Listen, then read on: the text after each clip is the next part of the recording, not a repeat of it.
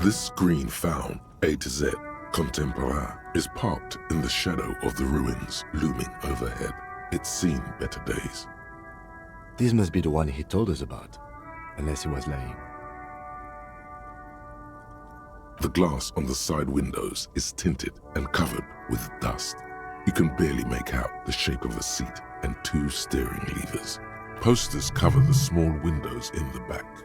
You can't make out what's on them. The door is locked. There's no pick in this lock. The owner has put special care into it. It's a recessed design. Use the pry bar to smash the window. Open it from the inside. This has been hard enough. No need to make it any harder.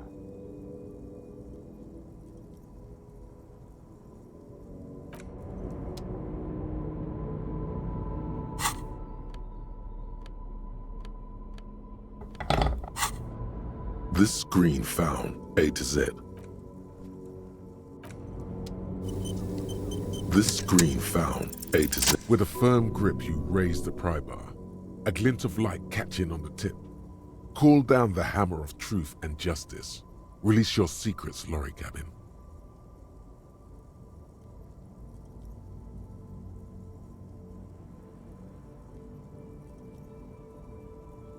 The window shatters and droplets of glass fly everywhere, shattering over the lorry floor and pavement. Subtle. The smell of cigarettes and perfume welcomes you. The cabin inside is plastered with old movie posters. Actresses smile from the walls.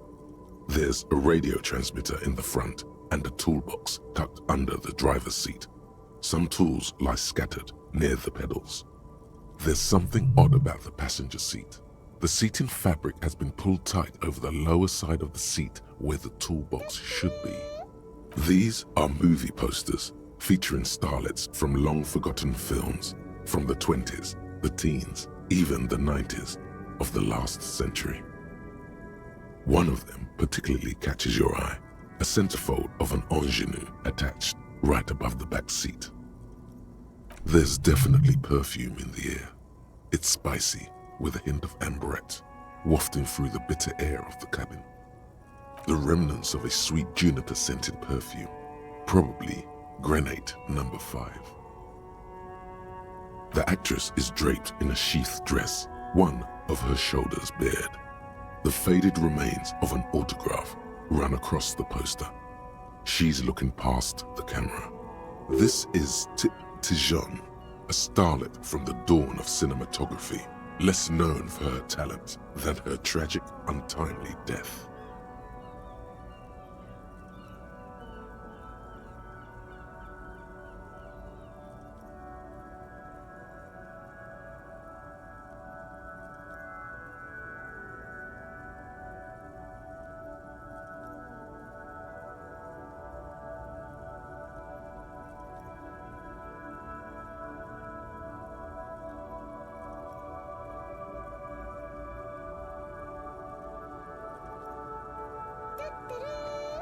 She wasted away in a drug den called the Door to the River, not far from here on Boogie Street, a mixture of cocaine and morphine.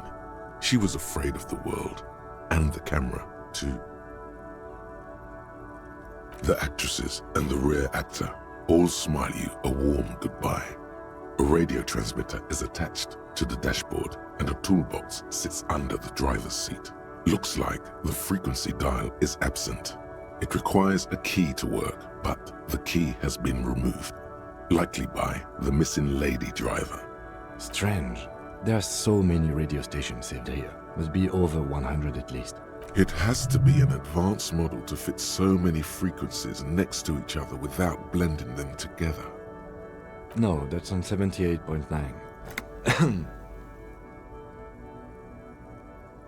What? I happen to have committed the frequency to memory. I have no problem admitting that. For contacting an entire fleet of lorrymen, for example. This is all shortwave, UW and UKV. Looks like we are dealing with an impressive organizational tool. The nerve center of a huge operation, with quite a range too. A 20-kilometer radius at least, perhaps extended by an attachable antenna that's not here right now. Doesn't look like it. It's completely inoperable without a dial key.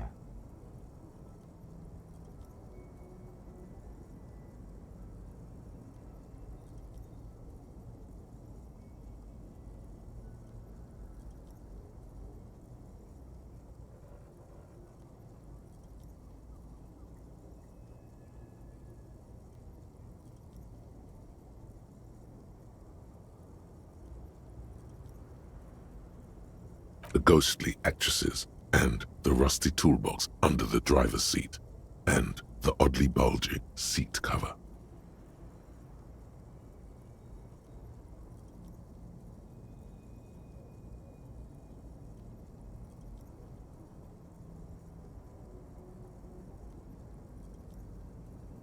Voila!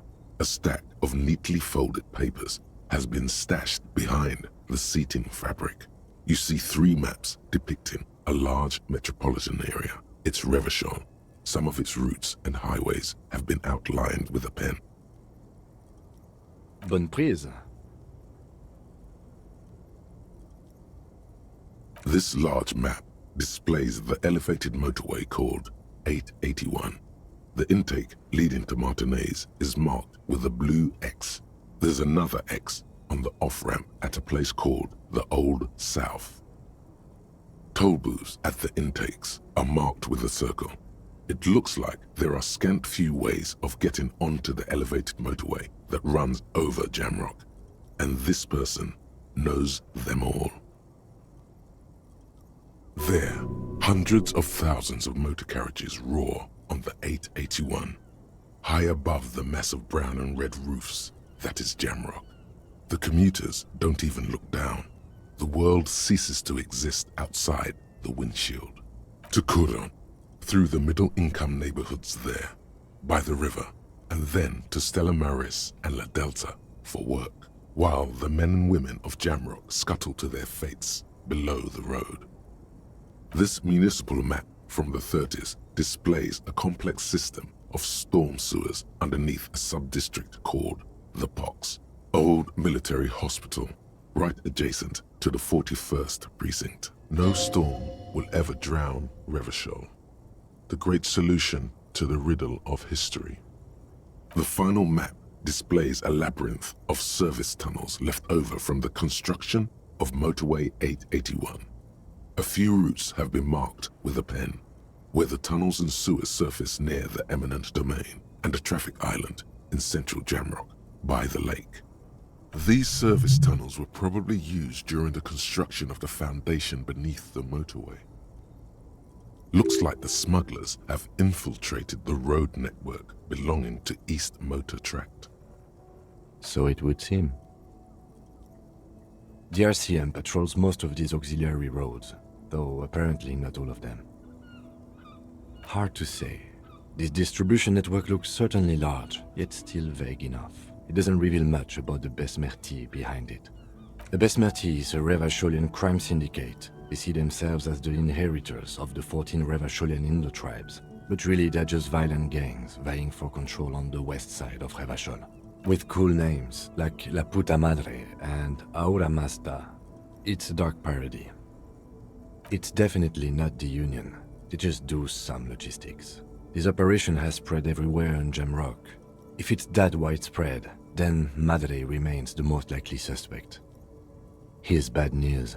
There have been attempts at a serious investigation before, but they haven't ended well for those involved. Best not to disturb the scene. I'll have forensics go over the lorry and pick this up later. The stack of maps looks just like before, barely noticeable. You wedge yourself under the steering wheel to get a better look. Seems like the few tools lying around here, but one odd detail does catch your eye. A piece of sandpaper has been glued to the throttle. Sandpaper adds extra grip. Sandpaper? A novel technique? Yes? Which means that the missing lady driver was present at the lynching. Looks like her, yes. Now we know for certain who's the missing 8th person at the lynching. Do you think that Hardy and his boys could also be involved in the drug operation?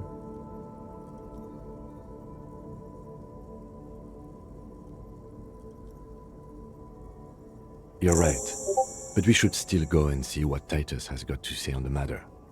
Are we finished with the lorry?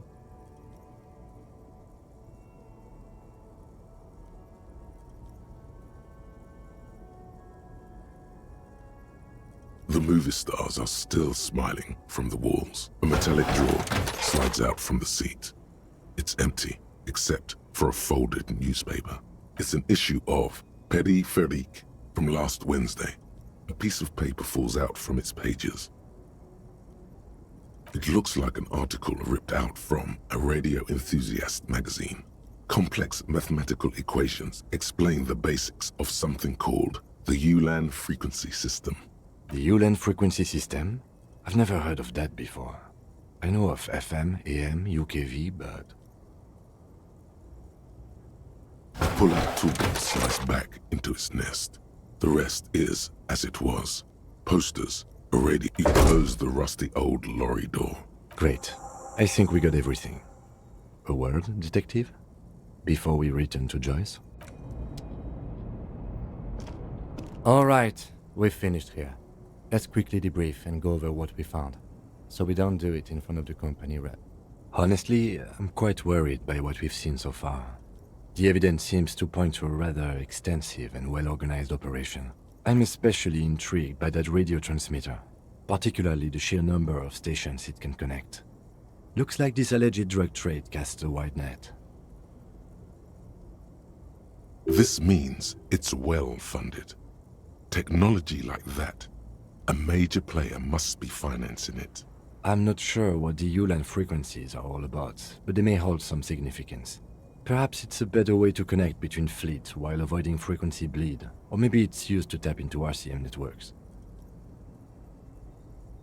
Oh, and the maps we found. They reveal the geographical extent of the operation.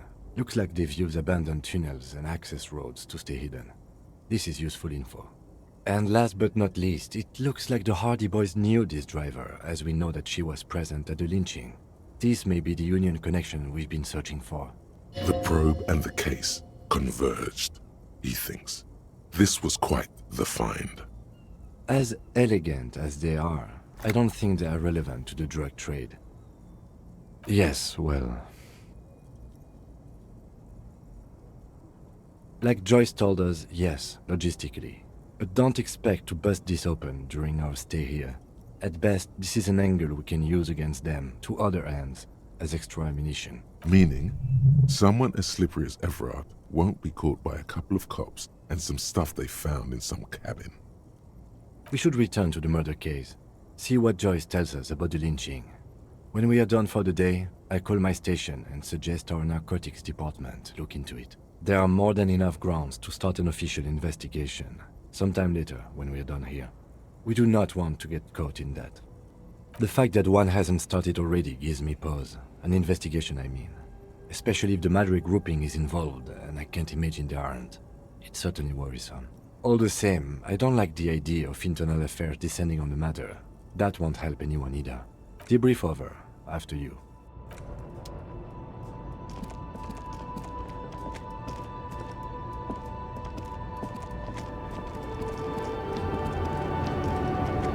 Loman, you caught me at an opportune moment. This awful weather keeps me awake. You can entertain me with your questions. Of course not. A Boyadero. Boya, for the woman sways her wrinkled shell back and forth.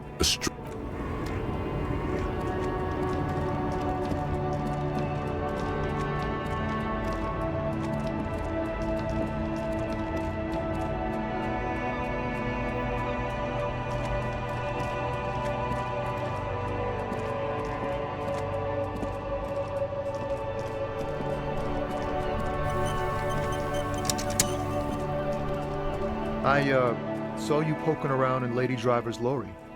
She in trouble?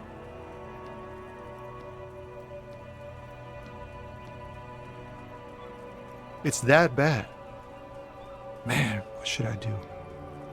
What should I do to help her?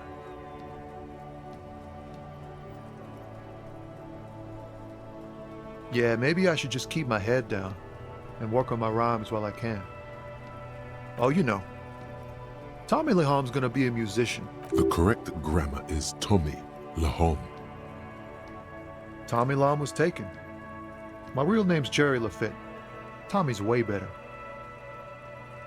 The man taps his fingers rhythmically against his arm. Stuck in the rain in a...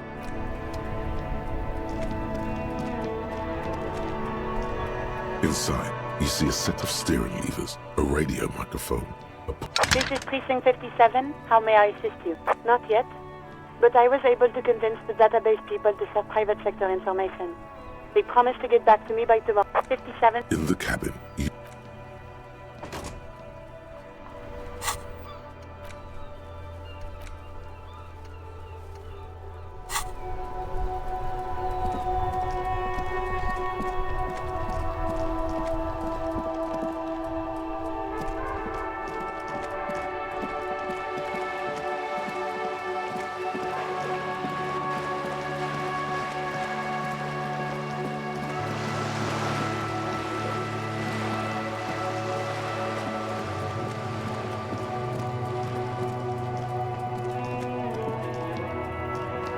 Just an ordinary wall. Nothing to see here.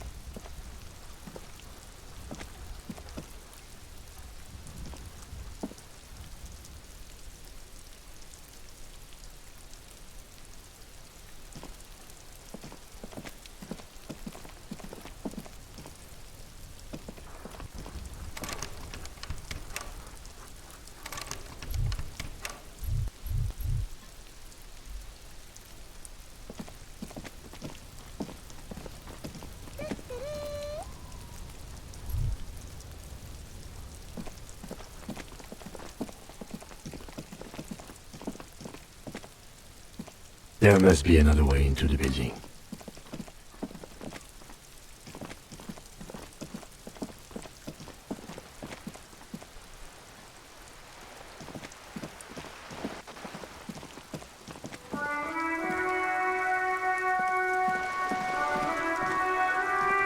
A sturdy metal door guards. The door rattles against your... The door rattles again.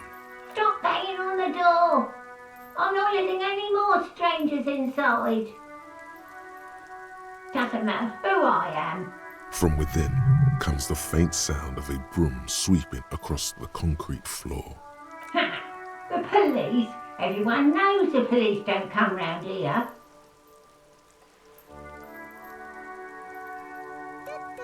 No, I already told you. Go check the backyard door.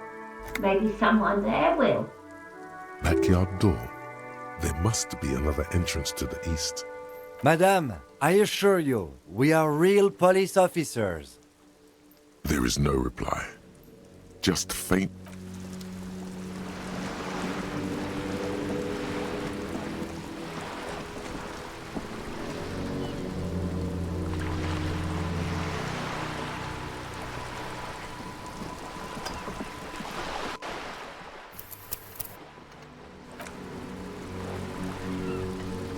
You're back.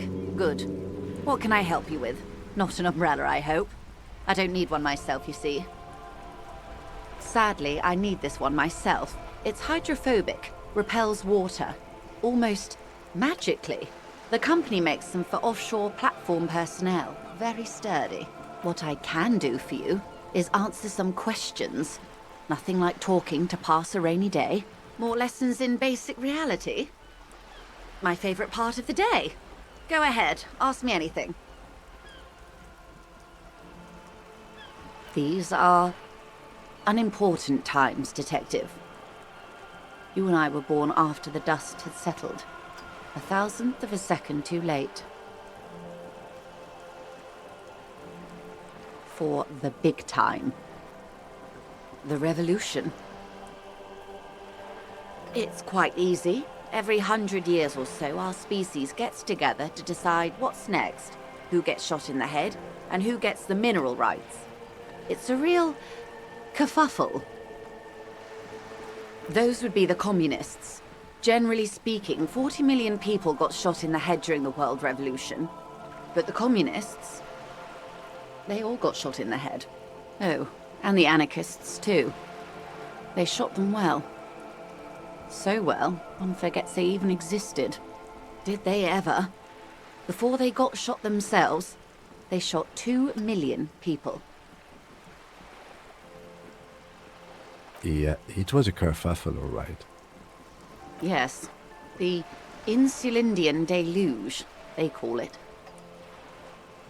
Oh, lots of people. Even the king got shot in the head, or thrown beneath a horse, or drowned. Accounts differ. It was unceremonious. Just as well, he wasn't actually the king. Just the king's nephew. The real king abdicated and lived out a long and productive life as a venture capitalist in Grad. Yes, King Guillaume had a nose for bad PR. He ran before it. What is the expression? Went down? Anyway, Gil got out alive and his nephew Fricelle got shot in his place. Him and tens of thousands of his wonderfully fascist kingsmen. It was a wild time. The liberals got the mineral rights. And by mineral rights, I mean everything. Liberals are usually middle-class people, Detective, or the remaining gentry, the beneficiaries of the pre-revolutionary arrangement. Some were rich enough to stay with the Constitution, with monarchy. Big mistake. Others bet on the revolution. They were called the ultras, or ultra-liberals. They fared well. They didn't win so much as survive. We were the last ones standing when the war ended. Everyone else got shot in the head, remember? We. She's one of them. Of course. To foreign intervention. The coalition. Those people really took the mineral rights. The liberals took everything that wasn't nailed to the ground. The coalition took the ground. The ocean, the laws, and the people. The coalition of nations. Grad, Mesk, Vesper, Messina, Oranje, and Sur-la-Clay. The armed center of the world. They landed here and ended the revolution. It was the moralist thing to do. The moralists believe in keeping everything exactly the way it is. They believe in mineral rights, and not shooting people in the head. At least not in the same manner and volume as the others do. They are the long-standing provisional rulers of Revachol now, the coalition government. This is their zone of control. They embolden the RCM with crumbs of the same law they took. Technically speaking, you are a moralist.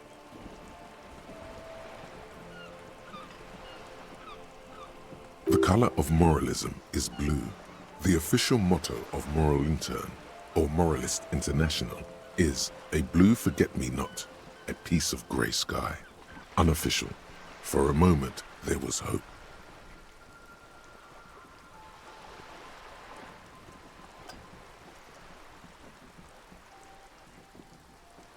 A devout man of the center. Hard to come by. It's good to have someone who takes a moderate approach to head shooting. In your line of work, I mean. The turn of the century revolution? Don't answer it. It's a trick question. The revolution began in '02 on the Isla of Grad, though by the end, nearly the whole world had gotten involved. It wasn't a who, but a what. A pandemic of Zarat, a particularly virulent prion disease, which the authorities in Grad proved unable to contain. Then Mazov came along and overthrew the government. It made people overthrow their governments. Of course not. It was a highly infectious microorganism that destroyed brain tissue. The actual causes of the revolution were material. The pandemic only provided the spark. It was a funny time in history. They discovered transistors and rock music, but they didn't know anything about prions. Nobody did. From Revachol and Grad? Not far. The world managed to cauterize itself. Mazov's government was overthrown in 08, and the coalition crushed the Revachol commune 2 years later. It was the end. Why? You and I, officer. Our lives in the zone of control. Something tells you her life and yours are not that similar. Maybe it's because she has a boat and you have that necktie? A pair of pants? No doubt. But we share the same time and position on the planet's crust. That counts for more than you think. A city-state divided into free market zones under the everlasting interregnum of the Coalition of Nations. And you, of course, the Citizens' Militia. The Zone of Control is the third incarnation of Revachol, after the failure of the Suzerain and the Commune. Modernity. They developed the marvels of the inter-eastlery communication, telematic milieus, radiation, colored plastics. Meanwhile, in Revachol West, the aftermath continues for the 5th decade. 51 minus 8 equals 43.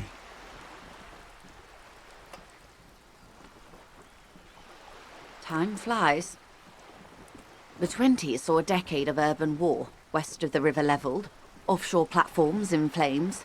Still, it's regarded as an improvement on what came before. 08 to 19 was simply hell.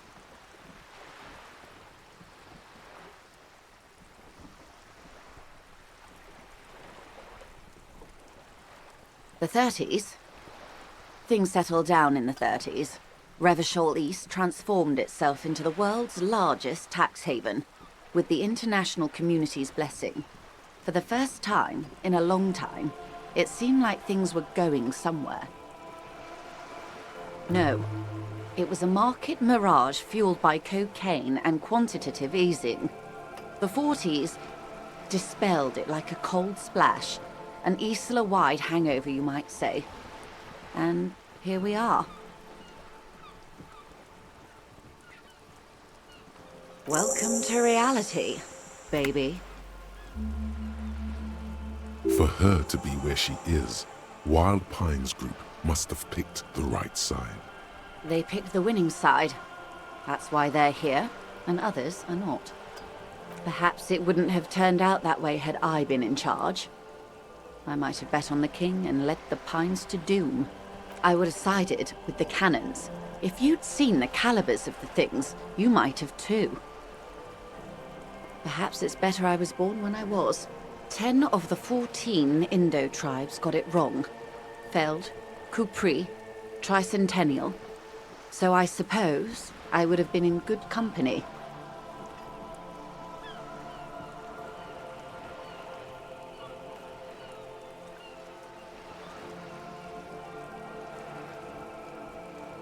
Good question. What would you have done differently?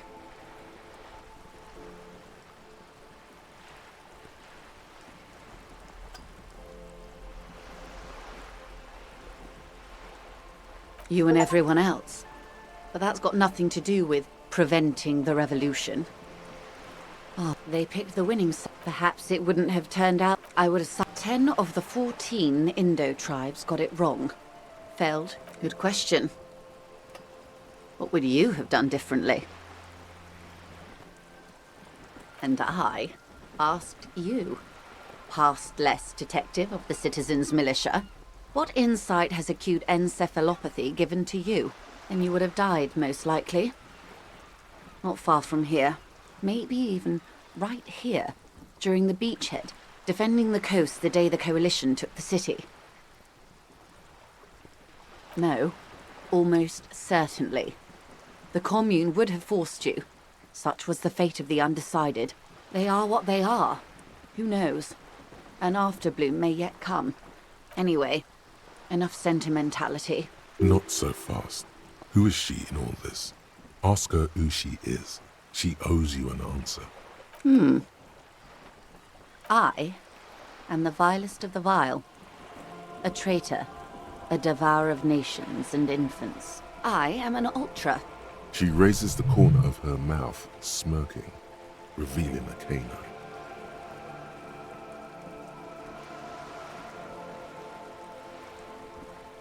Haven't you heard? I am a nether creature of the Forbidden Swamp. One of those who pushed the king under a shit wagon and betrayed the revolution. We surrendered the nation to financier pirates. No sane person identifies as ultra-liberal anymore. Not in broad daylight. I can see we're not so different, you know. Tell me, now that I've uncoiled myself, do you find me frightening? In her green eyes you see a mixture of truth and self-satire. Decades of guilt and pride. I do hope so. I do hope we're able to remain collegial despite it all. Tell me, when you look in the mirror, do you not see a monster staring back at you? When the dust settled, the Liberals were the only ones left to clean up the mess. By virtue of their survival, they were handed enormous power to shape the future. This was all our last generation managed.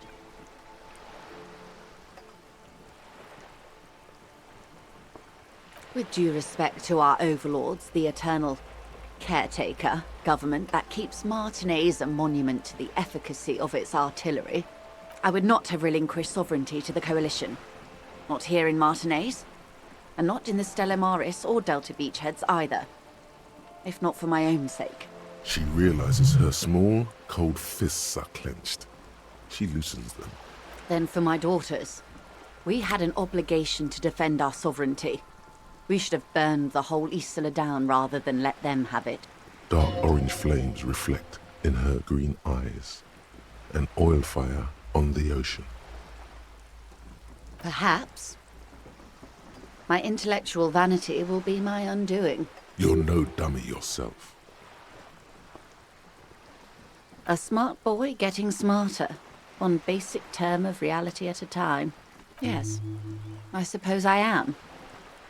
But I wouldn't be a patriot anywhere but here. Seditious talk, man. Yes. Whatever else I am, I'm also a mother. And a wife. Now, shall we return to reality?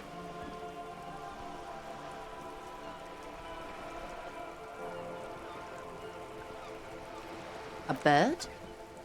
A sphenicid? A flightless bird of the polar regions?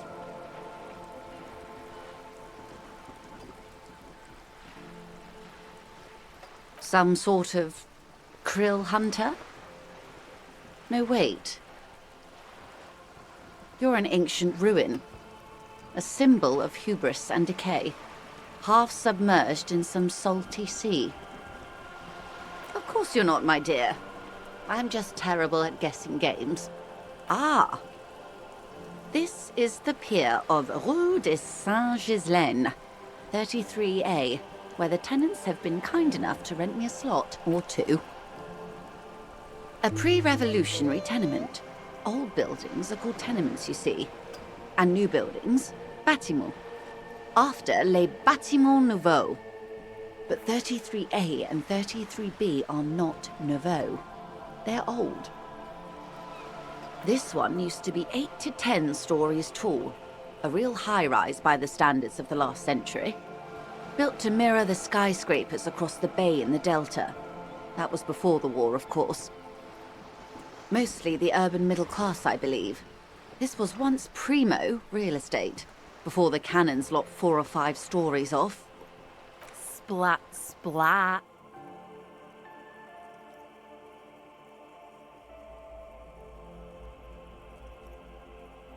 You could be wrong, But from here it appears as if she's running the brush across her throat in a soaring motion. Wonderful.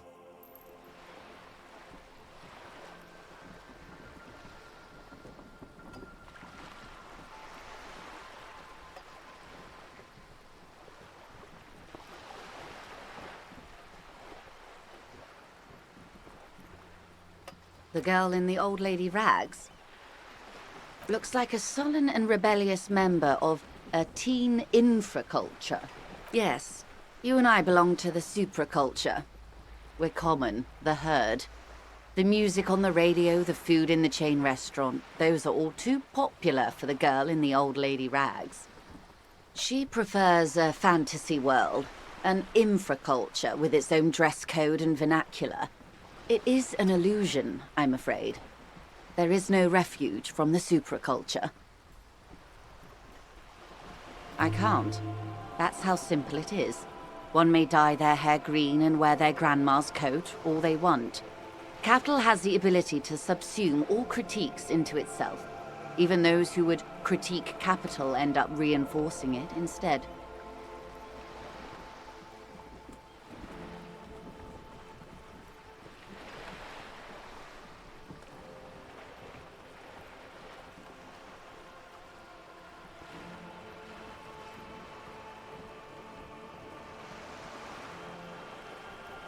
All right. What next? Suddenly, you're not so sure you're part of the supraculture. And what would that be? I can see that, yes. I dabbled in those dark arts myself, not so long ago. I assure you, it was a thoroughly supracultural phenomenon. All permeating. Downright mandatory.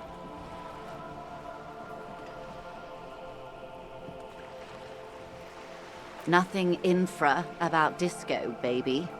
Those days are long behind me.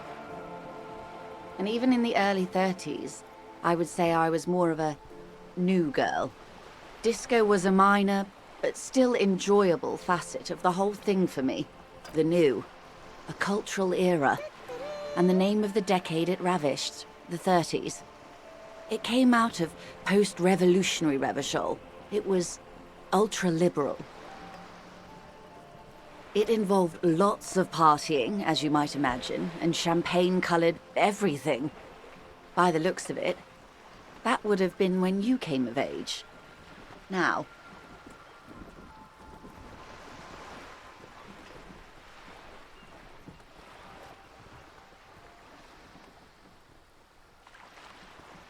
Maximum Brio, officer. Glad to have been of assistance. The little... Yes, my eyes on the harbour have sent word to that effect. What have you discovered?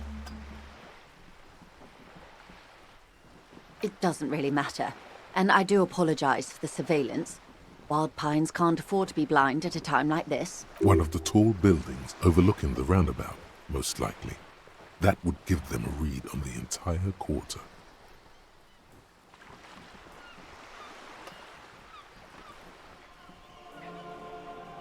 In any case, it's a relief to know someone has looked into it.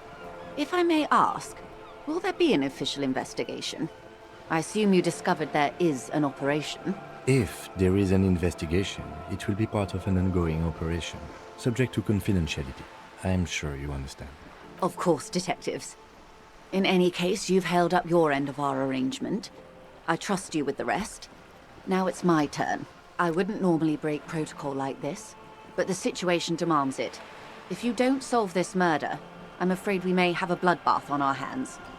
Yes, I'm afraid this strike may descend into a small-scale civil war, with possible consequences for all of Rivachol West. Since you are sharing, ma'am, this is also the RCM's worst-case scenario.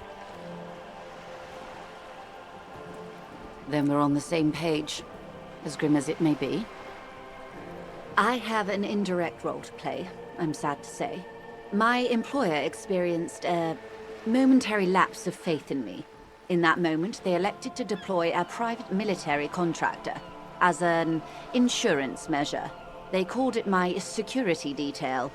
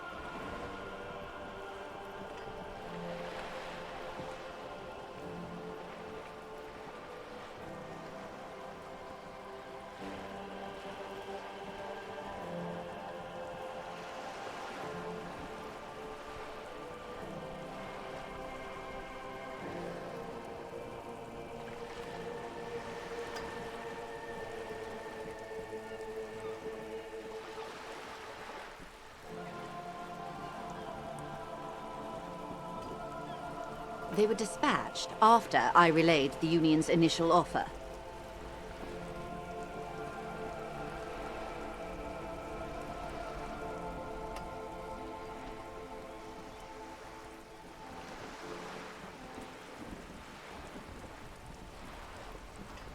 Every worker... A member of the board. I tried to convince my employer it was simply a piece of rhetoric, or a joke. They did not appreciate the humor. Absolutely not. These mercenaries are muscle, pure and simple. They are meant to intimidate the Union into surrendering. Who are they, exactly? Crenel, an Oranese military company. As far as I know, 3 arrived in Martinez. They report to me sporadically, but they do not answer to me. To be frank, our relationship is deteriorating. They wear ceramic armor, have semi-automatic weapons, and years of combat experience. They also have trauma and stressor disorder, and no idea how to conduct themselves in an urban civilian environment. So, what happened? The story is, one of them, the Colonel, I don't know his real name, sexually assaulted a local woman while he was drunk and separated from his unit.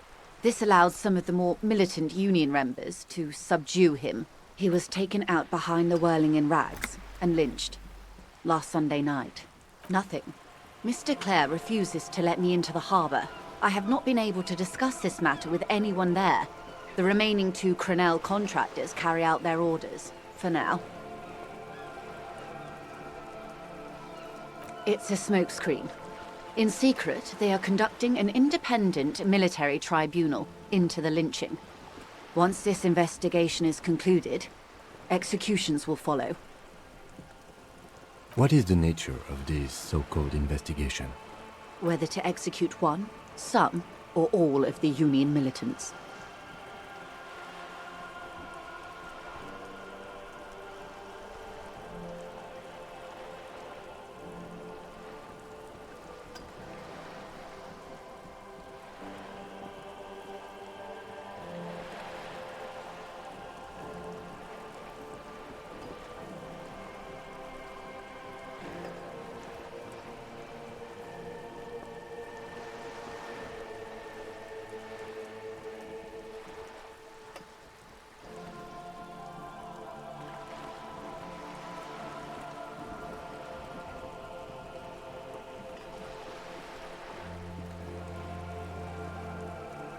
it is very far from disco. My only hope is that you provide a single, concrete suspect before the mercenaries indiscriminately pick theirs. Simply put, if you don't pin this on someone good and do it fast, they will identify and execute everyone present at the lynching. This in turn will force the Union to respond. The Débardeurs have over 2,000 men. It will be 1,000 to 1. Have you ever seen a hornet invade a beehive, Lieutenant? It's not pretty. The Seraï's giant hornet, the world's second largest insect, can kill 40 honeybees a minute, while a group of 30 can decimate an entire hive of 20,000 bees in less than 4 hours. These men work in tandem using semi and fully automatic firearms. Their armor is virtually impenetrable to muzzle-loaded weapons, even yours. Most Union workers don't have guns at all. The muzzle loaders need to be reloaded after every 1 or 2 shots. The automatics every 1 or 2 minutes. As I said, a bloodbath. It appears you found it, yes. And I'm not happy for you.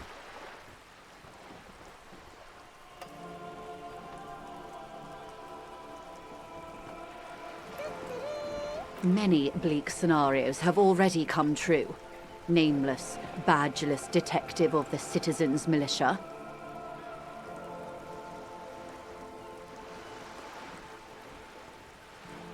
All we can do is keep the rest from going the same way.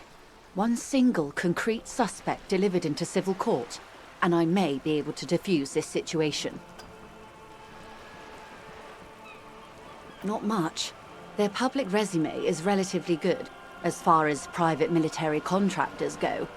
I believe they were once called Downwell. They boast a long list of clients: Saint-Baptiste, Welchman-Lorenz, Eintracht. A warning sign, however. The operations concerned all take place in third or fourth world countries. Guarding facilities, escort missions and such. Meaning they're used to operating in war zones. Yes. All the good conflict corridors, Supramundi, Yesut, the Seminese Islands, countries that don't have a good record reporting atrocious military conduct on their soil. Sadly, no. Before this happened, I had little interest in them. Now that I do, I don't have the resources. If you still have access to the ICP's database, you could run a better background check than I ever could. It may take some time, though. Do you know a lot about the inner workings of the RCM and the ICP, ma'am? In my line of work, it pays to do your research. I was prepared to deal with the RCM. I did not think I'd be dealing with a group like Crenel.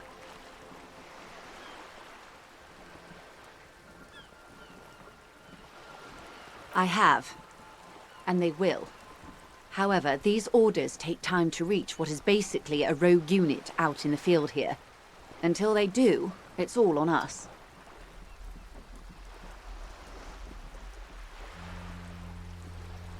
She's being truthful. She is pressing them as hard as she can. Or he didn't. This is information passed on to me from some teenagers loitering around the canal. I cannot testify by it. The remaining contractors, their tribunal, it's what they believe. That the man was killed because he assaulted a local woman. I've asked around a bit. This seems to be the accepted story around Martinez. The lieutenant consults his notebook, his eyebrows knitted in concentration. Odd. We haven't heard any reports about an assault in connection with the lynching. Where did it take place? And when? Last Sunday night, at the Whirling in Rags, the hostel by the gates. Supposedly, the colonel was drunk, maybe on narcotics too. Either way, he's alleged to have sexually assaulted a woman. Sometime later, a group of dock workers got their hands on him. That's a good question, officer. I don't have the slightest idea. As I said, it's a rumor about a rumor. In any case, it's what the Colonel's remaining colleagues believe. You meet her soon enough, you feel? If you mean did I see him alive, yes. But I did not know him. Lely, his service name, a nom de guerre, most likely. He wouldn't divulge his full name. Only one of them did. A bad sign if there ever was one. One is a man, Corty, they call him, a nickname as well. The other a woman, Phyllis DePaul. Corty is the gunner, I believe. DePaul is a radio operator.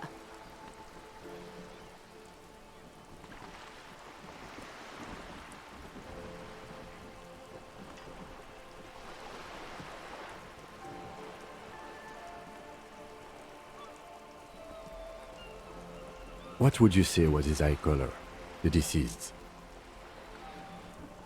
She closes her eyes, trying to picture the man's face, then shakes her head. I can't remember. The lieutenant was testing her, asking a small detail first to see if she knew him better than she let on. She passed. That's all right, man. Anything else? Nationality? What would you say was his age? He was 40. Or 50. It's hard to say which. He had a combat injury on his lower jaw. It made it difficult to estimate his age, or gauge his facial expressions. Indeed. This matches the dental reconstruction we saw on the body. What else? Nationality? Accent? He was, Occidental, I think. Light brown hair, a mixed accent, Oranese, or Messinian, maybe. His injury gave him an accent all his own. And that seems to corroborate the ethnicity we gave. They've gone to ground, as it were. I don't recommend seeking them out. For one, they're almost certainly armed to the teeth. They don't have the same respect for the Revachol citizens' militia as I do. To put it bluntly, they think you're vigilantes. Ghetto savages. It will not be a fruitful meeting. You're likely to run into them eventually. When that happens, I'll be in a better position to mediate if I don't appear involved. One is obviously the Scat leader at the harbor gates. The one chanting the idiotic slogans. He's barely maintaining his disguise. The other has a vantage point in a building south of the roundabout. They were keeping tabs on you while you were canvassing the lorry drivers. That may be so. I still hope you heed my advice. There's no need to kick the hornet's nest. For all your talk of averting this catastrophe, the situation at the gate is a powder keg. Does this not bother you? Of course it bothers me, Lieutenant. But my hands are tied. How would my employer react if it appeared I were intervening on behalf of the Union? Your concern may be appearances. Ours is keeping the peace. That would afford a good vantage point. In any case, it's practically inaccessible. Where is your radio for contacting them, if I may ask? Do you have an earpiece? Heavens no. I'm not an undercover agent. There's a shortwave at the ship's wheel. I hope I can answer it better. Until the executions start? Truthfully, I don't know. It depends on their progress identifying the members of the lynch mob, and their impatience.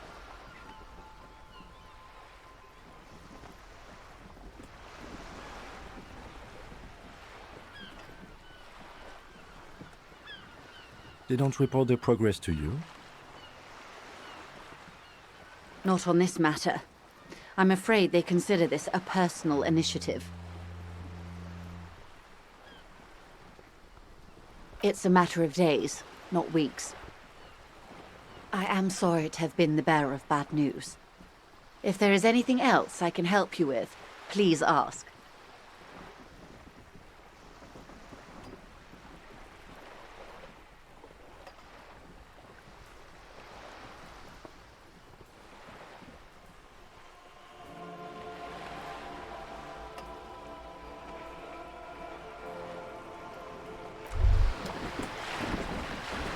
tremble.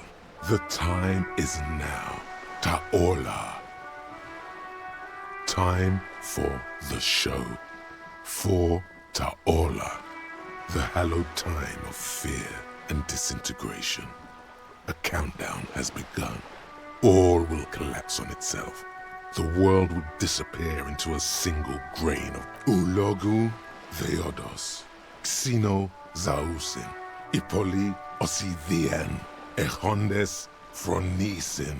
Monday morning, the moment you arrived in this reality, are the first crack in the sheer face of God. From you it will spread.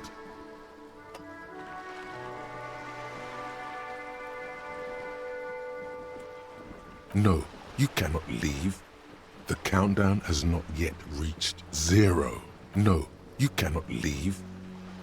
No, you cannot leave. No, you cannot leave. No, you cannot leave. The countdown has not yet reached 0.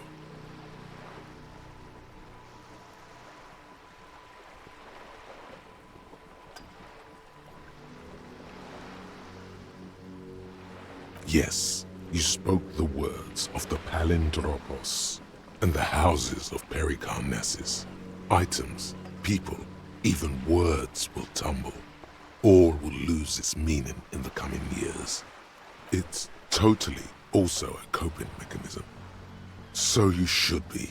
The world island crumbles at your feet, and in the far plain, Palindropos.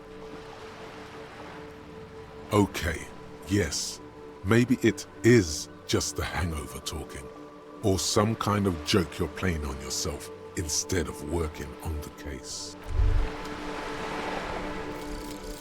The 15th Indo tribe.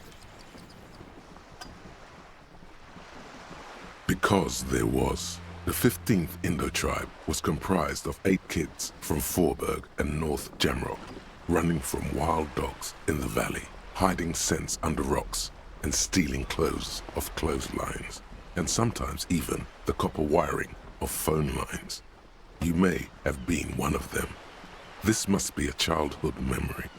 The 15th Indo tribe was your Indo tribe, set to rule in Cylinder. The rest of the kids are dead now. Car accidents and drug overdoses. Only you remain.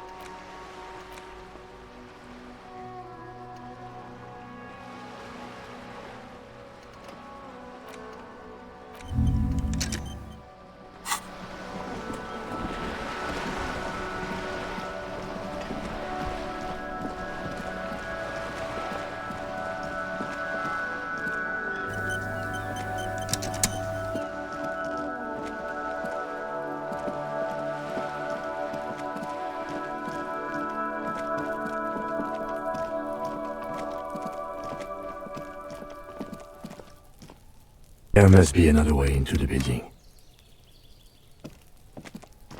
You see a young man on a balcony nursing a cigarette. His eyes have been following you for a while. Not looking for any trouble, officer. It's the voice of someone who has something to hide, my liege. I don't want to be seen talking to the gendarmerie if that's okay. I just want to finish my cigarette. Don't let him go. This could be your witness. The balcony has a great view of the whole thing. Is it really that important? Like a nervous cat, he keeps stealing looks at the neighboring windows.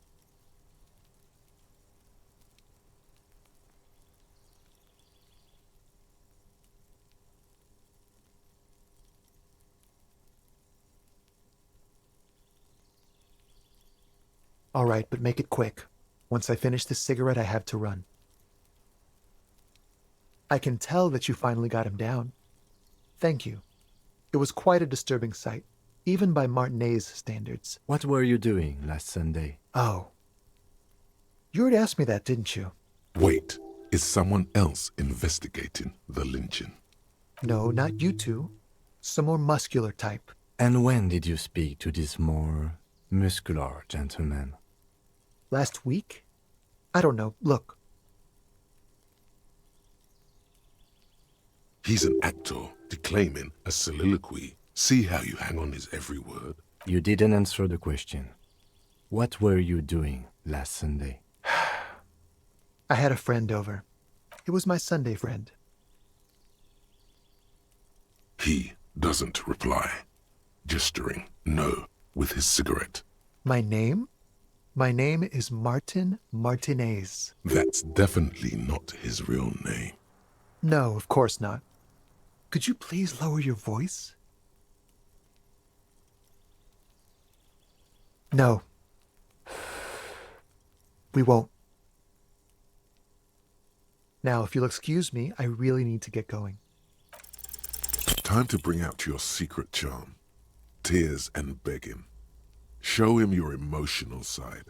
Throw yourself before his very feet like a dog. No, for God's sake, I don't want you to cry. Listen, I really have to go. Good luck with the investigation.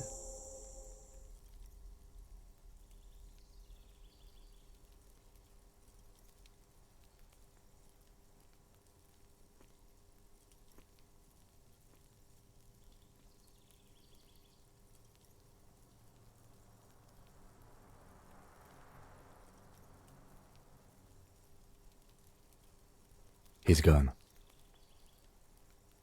No point in running. Tenements like these often have multiple exits. If he doesn't want to talk to us, then he'll know how to hide himself. He could be a witness.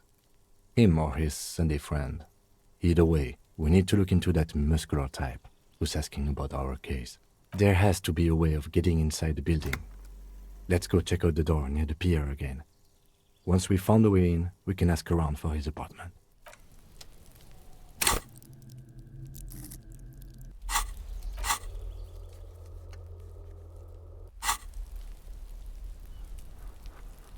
A stone, like any other, lying. There's a key beneath it, rusty from the dirt. This must be for the front door. Pity it doesn't have the apartment number on it. This building has hundreds of apartments. We'll just have to go in and see.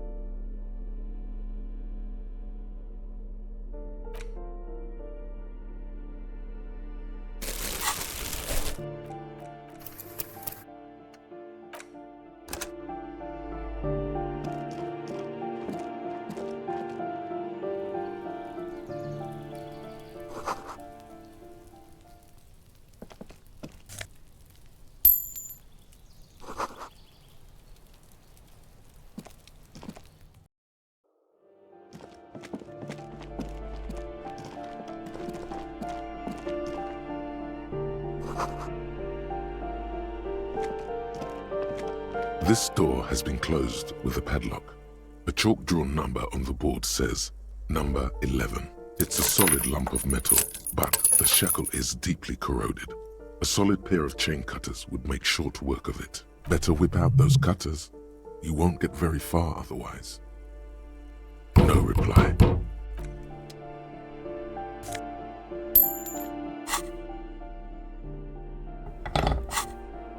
This door has been closed with a padlock. The shackle snaps like a twig, and the lock falls to the floor with a little thud.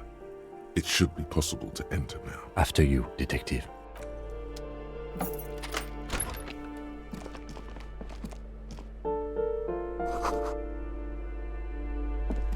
A plaster cast bust depicts a middle-aged man with impressive sideburns.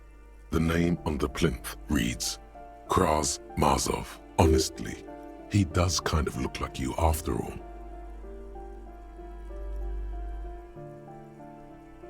The White Star, the photos on the wall.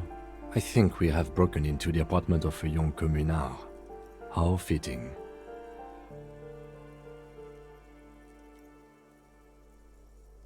Hold on a second. Is this why you broke in here? To find out whether you're Krasmazov?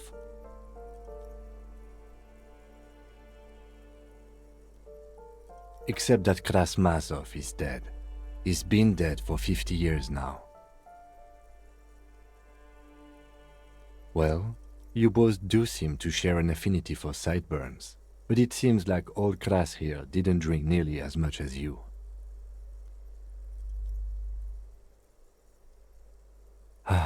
Very well. Let's look for identifying features then.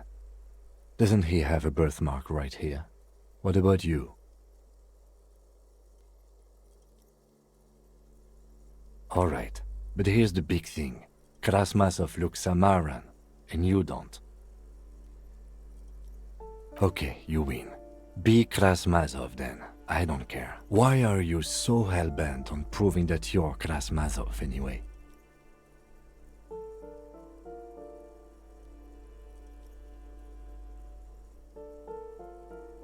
Alright, Kras, if you say so.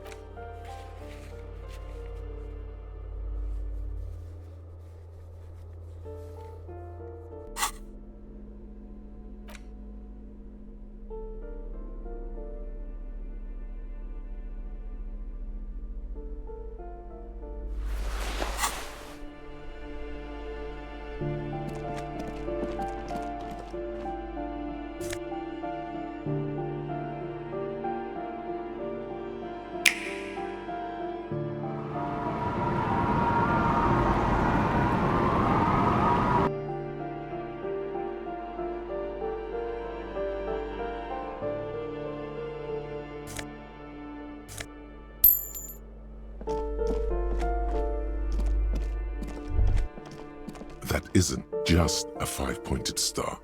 It's an inverted white pentagram cradled in a wreath of antlers, the iconography of communism, in other words. I'll keep my armistice handy, detective. He doesn't actually reach for his gun. The star and antlers was developed in the 6th decade of the last century and quickly adopted by Mazov and the communards during the revolution.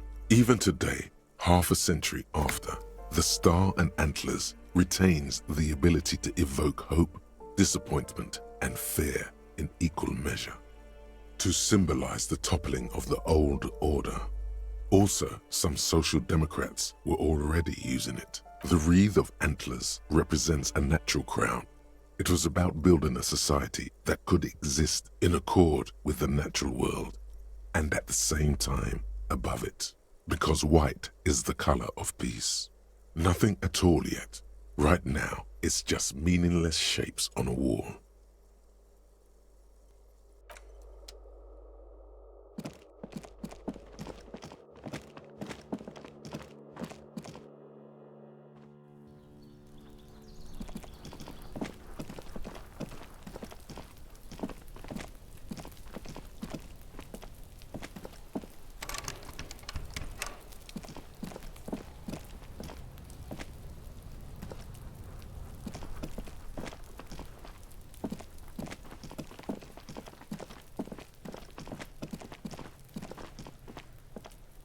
Trying to sneak up on me?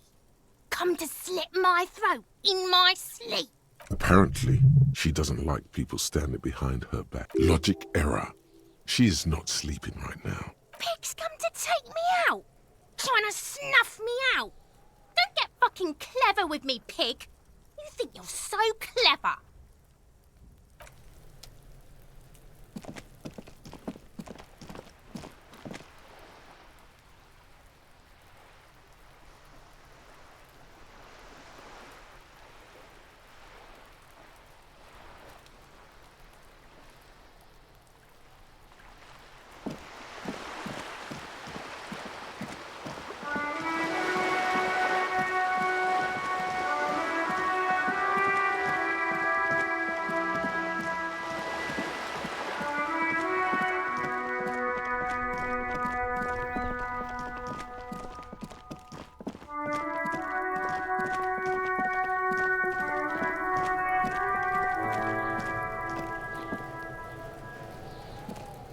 Kuno's like Kuno's dad?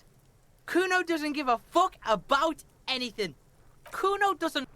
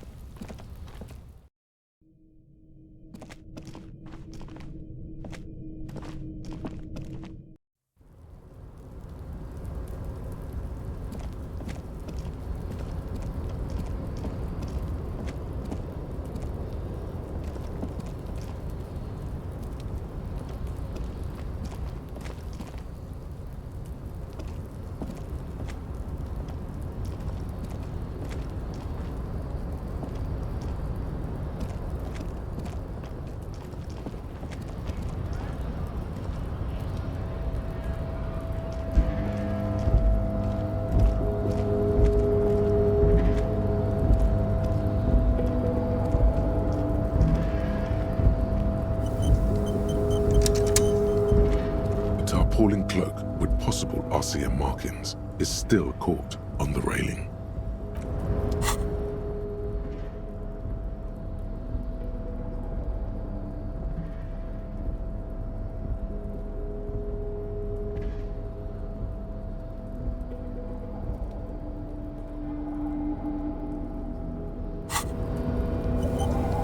Tarpaulin cloak with possible RCM markings is still caught on the railing.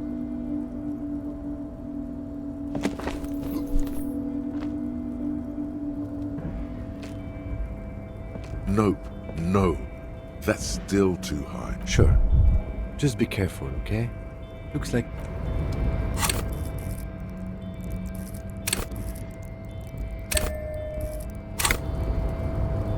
Tarpaulin cloak with possible RCM markings is still...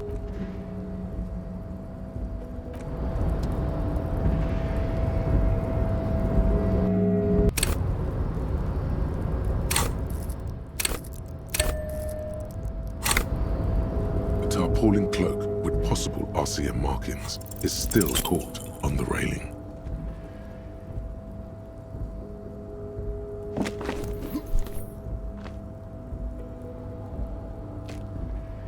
Nope, no.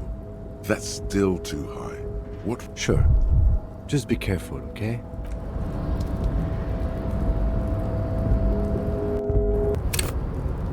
A tarpaulin cloak with possible RCM...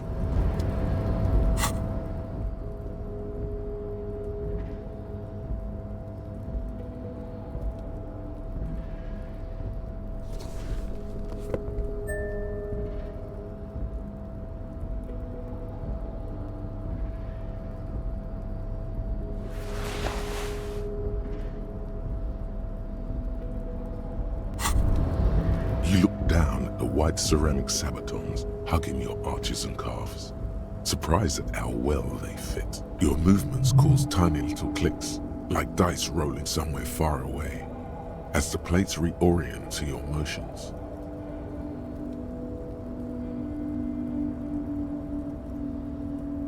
The hardened vitreous enamel, at once sleek and light, adds a glow to your cheeks and a spring to your step. Just imagine what a full suit of this stuff could do for you.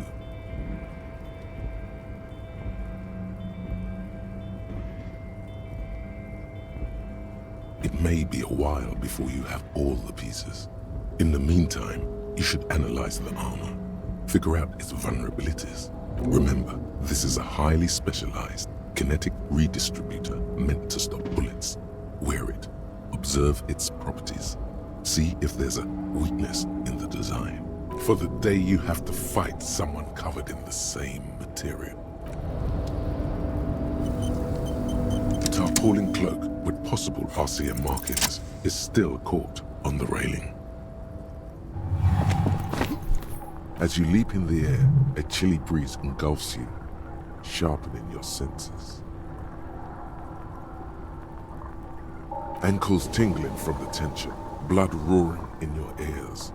You are ready for your rendezvous with the concrete pavement below. As the concrete floor welcomes you, you realize it's been a while since you felt so alive, alert, capable. Must be the adrenaline. Hell yeah! My climbing might not have been as disco as your jump, but can we still get an aces high? With your feet firmly planted on the concrete, the noise of the harbor rushes back in.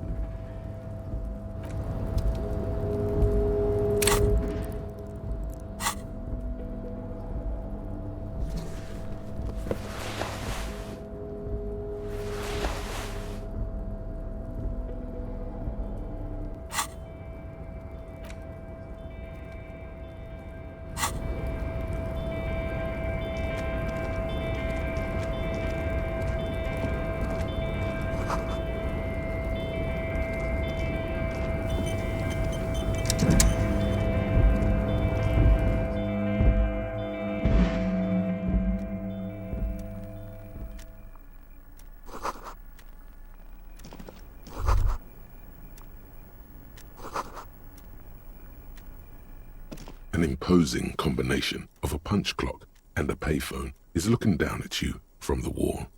A note on the side says, "Tokens unavailable due to strike. Use change." The machine swallows your coin and seems to be waiting for your next move. Your fingers run over the dial pad.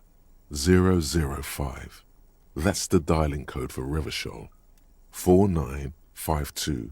And a moment of hesitation before entering the final numbers. 993. Calling. Calling. Still calling. Then...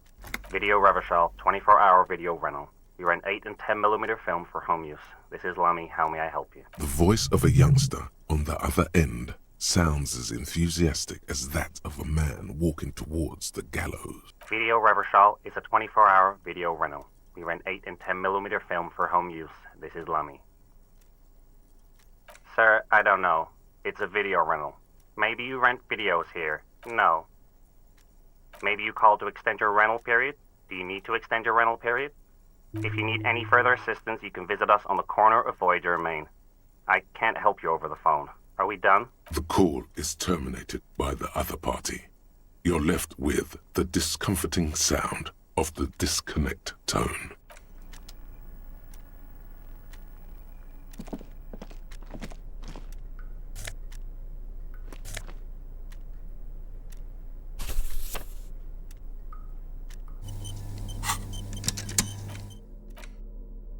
The front of this quarterly journal features a large satirical portrait of the late King Friesel. From the sides of his head, a pair of white antlers spread to the corners of the cover.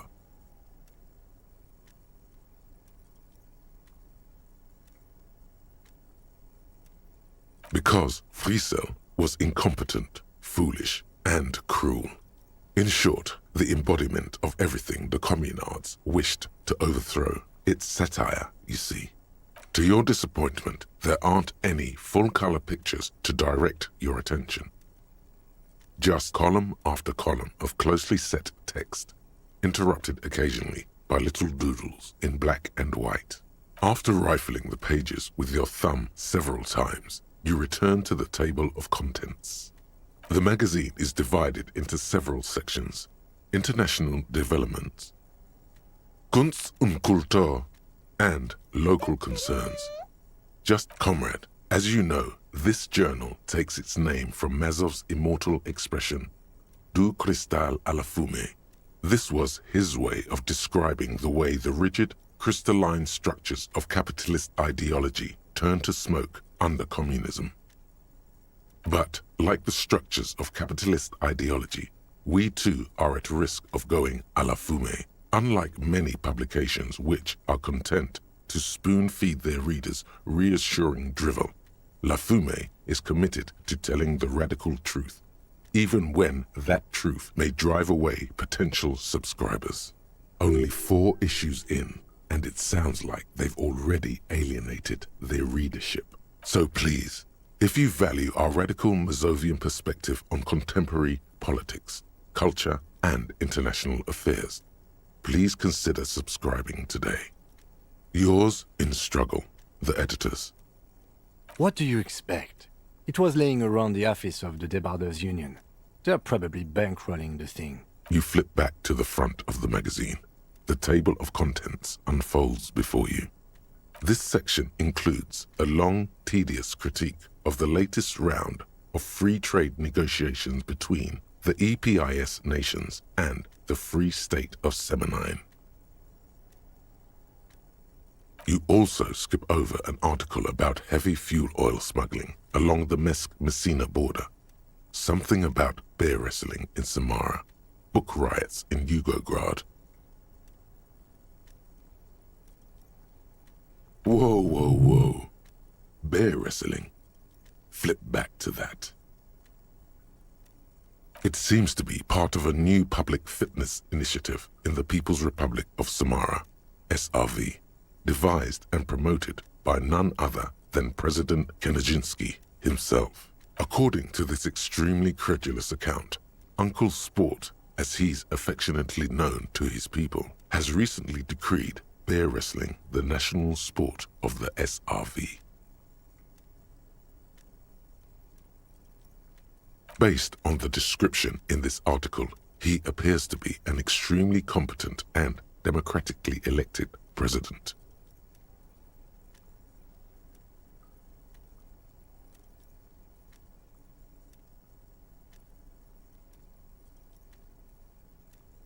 Sapormat Sport Kanajinsky is well into his 3rd decade as president of the SRV. Outside Samara, he's known for 3 things: brutal repression of internal dissent, monumental corruption, and a near pathological obsession with physical fitness.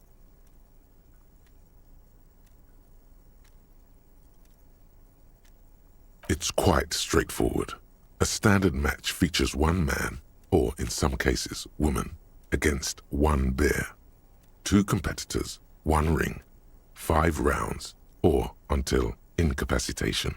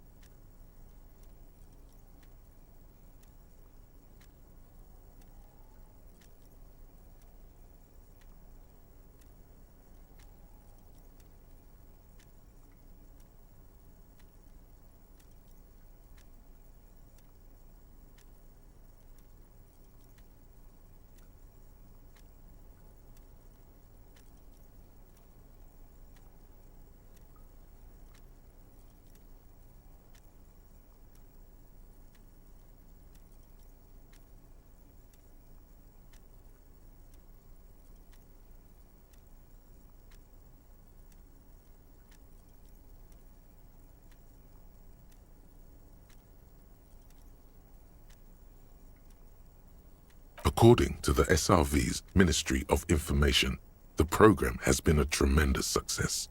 Public support stands at 87%, and youth obesity and alcoholism rates are down 12% and 7% respectively.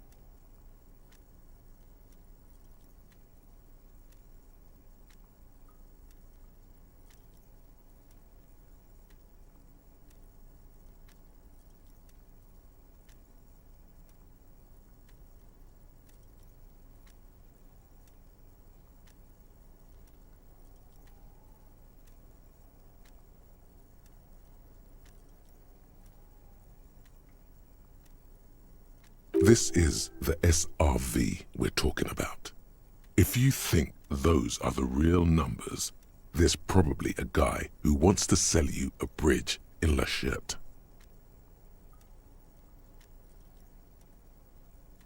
That's very much the idea. President Kaczynski has long maintained that a strong body is the best defense against capitalist aggression. The Samaran People's Republic? No, I should expect not. Why do you ask?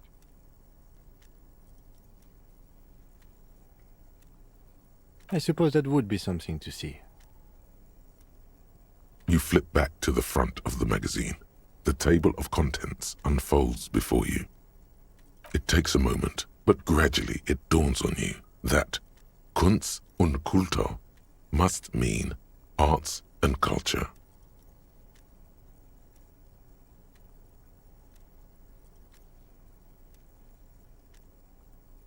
Why they decided to title this one section In Volda is beyond you. As you leaf through this section, you come across several reviews of recent radio plays, as well as a brief artist spotlight featuring a local artist identified only as CS. The main feature, though, is a long essay titled Tip Top Tournée, a critical Mazovian perspective. The Tip Top Tournée is an inter-Isolari racing series, mostly known for its high speeds, ludicrous sponsorship deals, and high death toll. In Revachol, it's held quadrennially on the prestigious Zero Carousel racing circuit. You think you're settling in for a relaxing recap of the most recent season, maybe sprinkled with some nice anecdotes about a few of the more colorful drivers. Instead, you find yourself skimming a 10,000-word feature about all the politically problematic aspects of Tip Top Tournée. Where to even start? For one, there's the crass commercialism of its sponsorships, and then there's the practically criminal emphasis on deadly motor crashes. So, all of it, basically. Oddly enough, this article has 2 bylines. Nasteb Encolada Bernal, and Exilus Buka.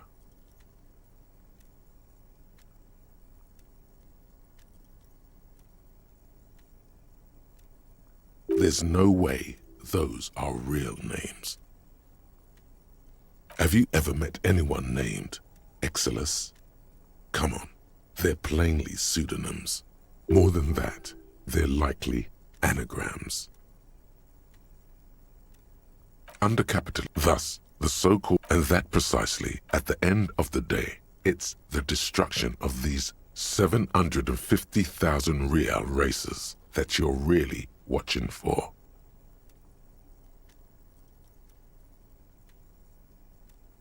You see, one cannot avoid the conclusion that Tip Top Tourney is simply the apotheosis of spectacular entertainment under capitalism. Ah, come on. Can this article read your mind? Well, there you have it. No reason to get hung up on the pretentious ramblings of a few young men. If I had to wager, I'd say they've never even seen the inside of a motor, much less a motor race. I take whatever they write with a large grain of salt. You flip back to the front of the magazine. The table of contents. Unsurprisingly, much of this section is taken up with articles declaring unqualified support for the dock workers' strike. You skim the headlines. Paint the harbor red and white. Martinez tames the wild pines. A city in revolt. First we take Martinez, then we take La Delta. Finally, there's a brief article by the writer, G. Martin, accusing the owner of the Capeside Apartments of illegally attempting to evict certain communist tenants simply for not having paid their rent.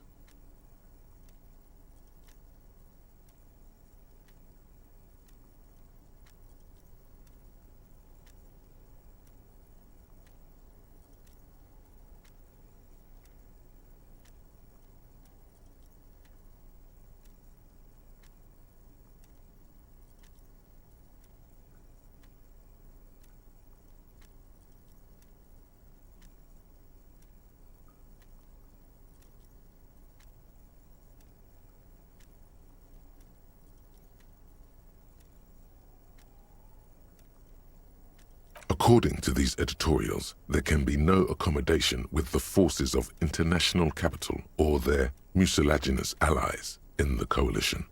Judging from the context, it's something very large and fundamental. You should probably know about it already, honestly.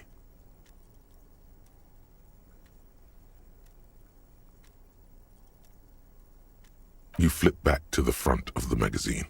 The table of contents unfolds before you.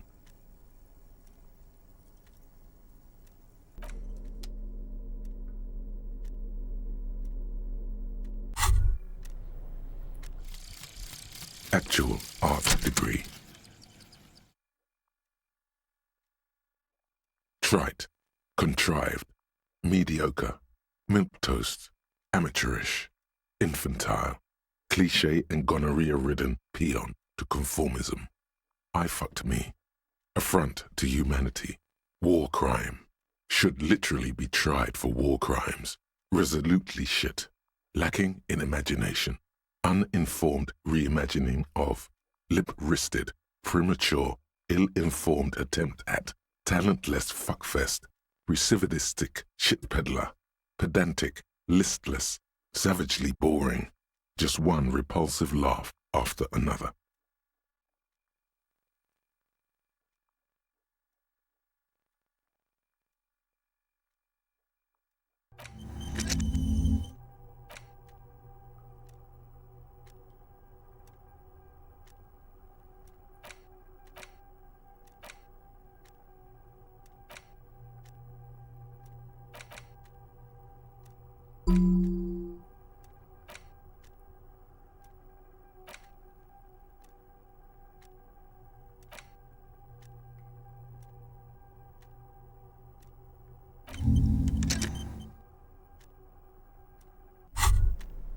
What's this?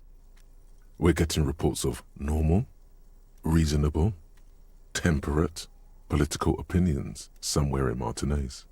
The air suddenly feels calmer. more transparent in a strangely tender way. Perhaps it's the hangover. Perhaps it's a temporary surge of serotonin. But something tells you it's time to become a citizen of the Kingdom of Conscience.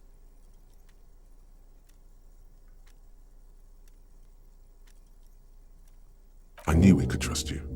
Remember, real democracy is just around the corner for Revachol. When that real democracy kicks in, we are all going to be so much happier.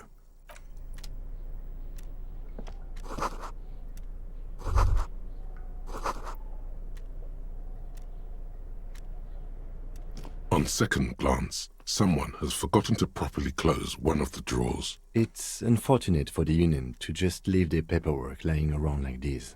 The drawer opens smoothly. Inside is a well-organized selection of brown folders, hundreds of documents containing logistical data. Two kinds of transactions stand out. Materials coming into Revachol from the outside world, from Muindi, Grad, and even Ilmara, and the same materials being handed over to companies inside Revachol. Kuron, Coal City, La Delta, and Jamrock are listed among the many districts where the imports are being sold. It's hard to make sense of this thicket of company names, dates, quantities, and percentages. You try to focus, but the lines are getting blurry. The drawer slides. The file cabinet stands steady as ever. Whatever's hidden here is hidden well. Concentration isn't enough. Only a trained accountant with a background in logistics would be able to really make sense of it. However, there is a little handwritten note stuck on the side of the drawer. It appears to be a to-do list written in large, uneven capital letters.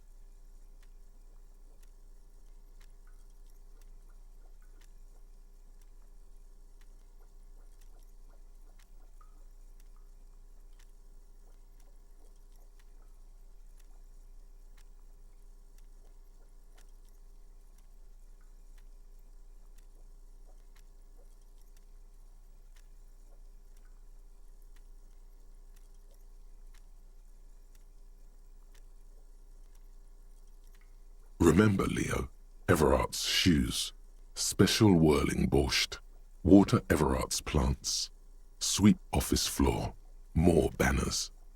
All items on the list have been crossed out and the note itself is crumpled. Everard Clare, probably, the head of the Debarders Union. One of his aides must have left it. Nothing incriminating here. The special borscht seems a bit odd in the list. Remember, Leo, Everart's shoes. All items on the list have been crossed out and the note itself is crumpled. Hundreds of, and the same you already went through. Remember, Leo, all items on the drawer.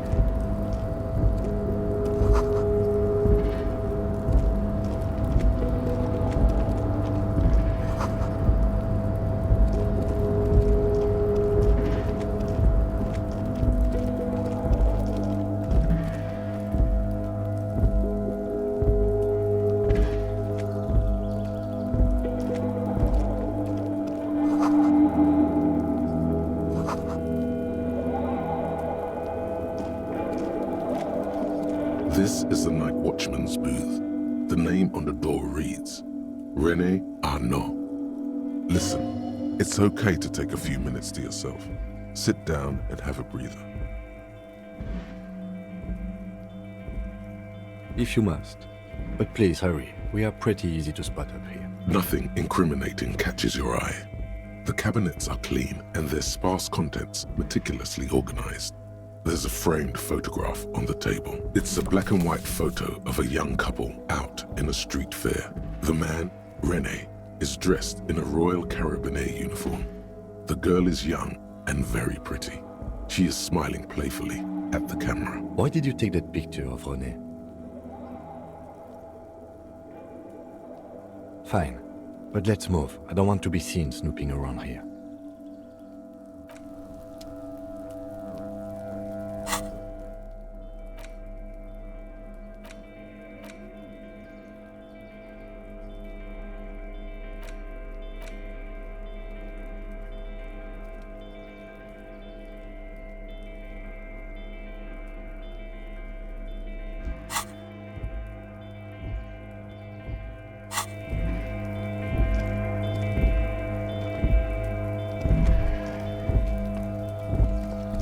All those empty wine bottles and cigarette butts on the ground. Someone partied really hard here.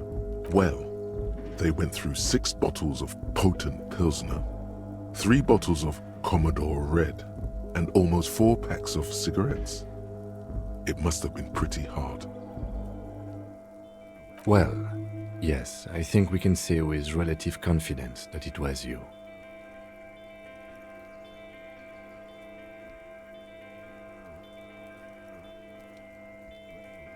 Yes, this looks pretty advanced, all right. For now, let's just move on.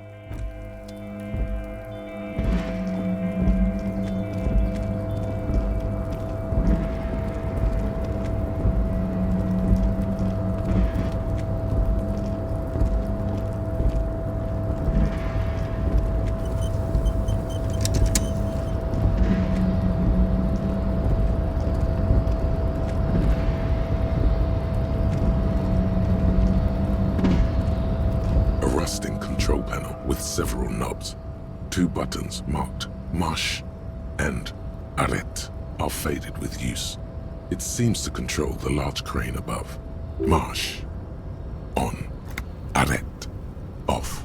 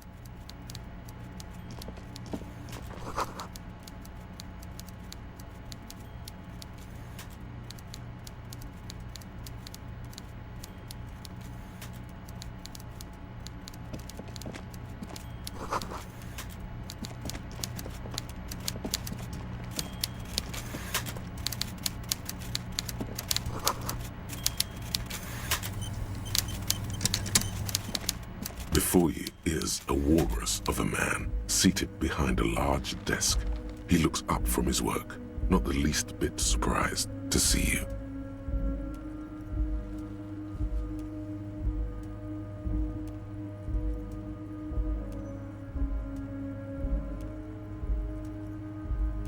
With great effort, he straightens himself up in his chair, yet says nothing.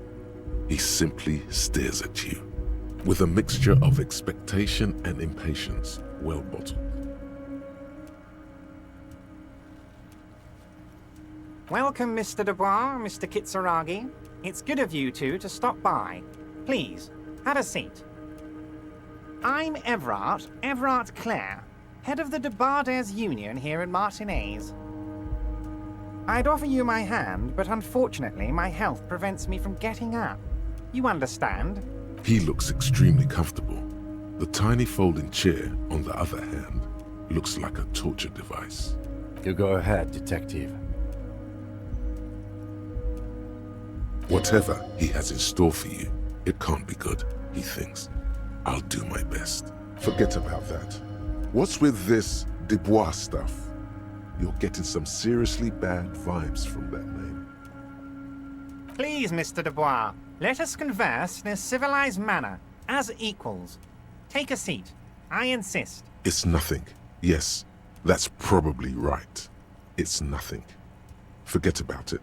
Excellent, Mr. Dubois. I can see that you're a reasonable man, and reasonable men can be of great use to one another. So tell me, how can the head of the Debarders Union help a representative of the Revachol Citizens Militia today? The chair you're sitting on has got to be the most uncomfortable chair in the world. It's violating your backside.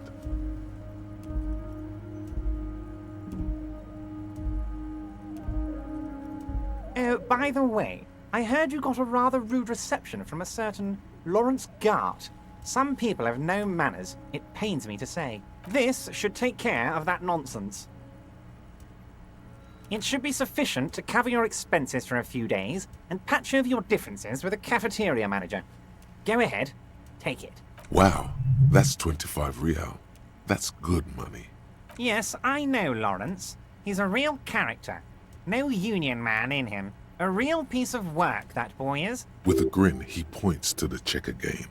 It's like you're on a game show. At least don't thank him for it. Is there anything you'd like to say to me? No.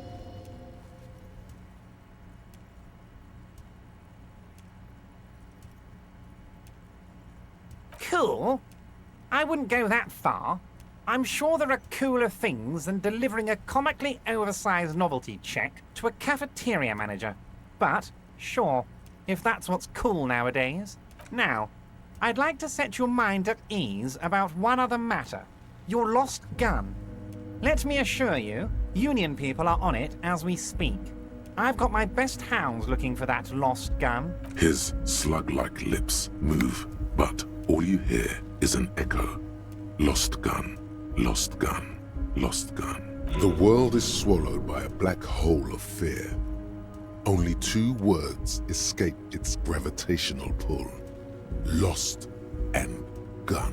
When he said, "Don't worry," he actually meant, be very worried. I know everything, Harry. Right now, I know that you're worried. Don't be worried. Everything's going to be all right. It's not like you left it loaded. You didn't lose a loaded gun. Local children aren't out there playing with it right now, pointing it into their own mouths. It's in a safe place. I just know it. I have a feeling everything's going to be all right. It was loaded. There were 2 bullets in it. You always keep at least 2 barrels loaded.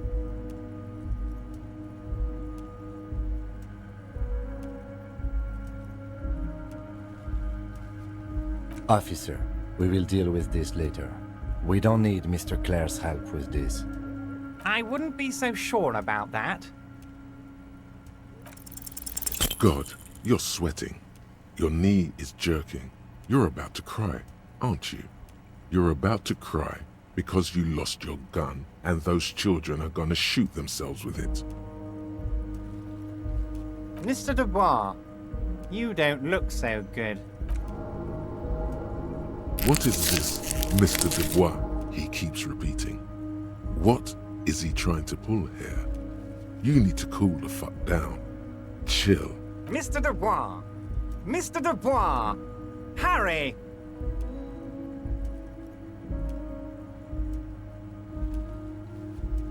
Mr. Dubois, are you okay?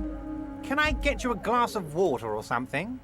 Are you having some kind of medical emergency? Maybe you could use your hands somehow, in a kind of throw-in motion, like you're throwing that Mr. Dubois act right back at him. He's Mr. Dubois. What an odd demonstration of... you got me, Harry. I don't even know what. As entertaining as it was, I'm afraid we're wasting our time. And I'm an extremely busy man, as I'm sure you are too. Okay, enough. We are here to ask you some questions pertaining to a murder investigation. Quick, here's your window. Get yourself together and ask him questions. What? Harry, how could you say that to me? You know I appreciate a joke as much as any jolly fat guy, but I can't take slander. Are you actually investigating this? The reaction appears to be sincere, but it's impossible to tell with this guy, honestly.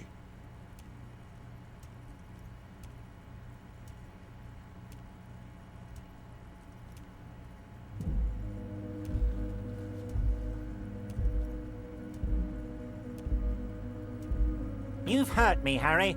Me, a friend. But you know what? I trust you, like I trust all my friends. And I know you'll never talk to me about this again, because you don't want to wound me. So do what you want, and let's change the subject. He's hiding his real reaction beneath courtesy. Thank you for your understanding. You too, Lieutenant. You know, I like you, but you never were my favorite. I'm a Harry guy. I'm Team Harry. None taken. Did we have anything else to do here, Harry? Wait. You need this to get in and out through the gate. Here, you're one of us now. A real red and white Union man. Take care, Harry. Finger pistol, 9mm. Snap, snap, baby. Turns out guns aren't that much for protecting as they are for attacking people. If you want to protect people, really work for them, you have to whip out your signature dual 9mm Villiers finger pistols. Who needs real guns anyway? That conversation you just had? It would have gone better had you snapped those bad boys at them. Note, 9mm dual finger pistols do not count for an actual weapon in a gunfight.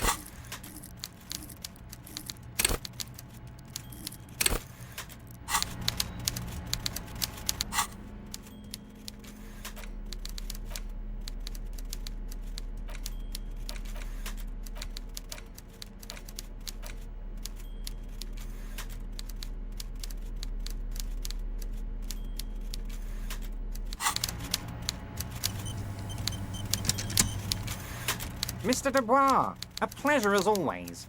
You don't have to sit down this time, since you've already sat on that chair. Harry, honestly, I'm just relieved you didn't get a hernia. A man your age...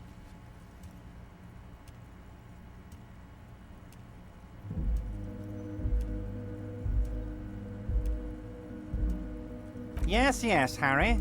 You are obviously in peak physical condition, and I salute both your initiative and your physical prowess. Very impressive, Harry. Very impressive. Anyway, I assure you, I am a very well-informed man. Information reaches me before I even get the chance to request it. Of course, let us dispatch with the formalities. You call me Everard, I call you Harry. That's what the hanged corpse called you. Harry. My God, so it's true. I didn't want to believe it, but you are a fantastic science fiction amnesiac cop, aren't you? What are the odds of that? I think the odds of that are very low. It might be a good idea to hide your confusion. I mean, see what his game is first. So good to hear that, Harry. Apparently my sources were wrong. However, if you did have a spot of memory trouble, I could help you out. With my big fat folder. Words flow like a river of honey from his lips. I guess word has already reached him. No matter. No harm done. It's just a brown folder. You can't make out what's written on it. Are you trying to tell me you've gotten hold of some of our documents? Mr. Kitsuragi, would you mind? Me and Harry are talking about his lost identity right now. Don't just jump to the folder. That's not smart. Shows you're on the edge. Do some probing first.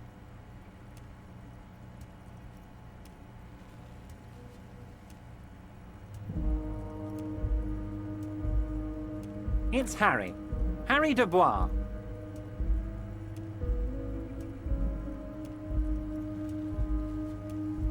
And I can work with you, Harry. Now, what else can I do for you? Family?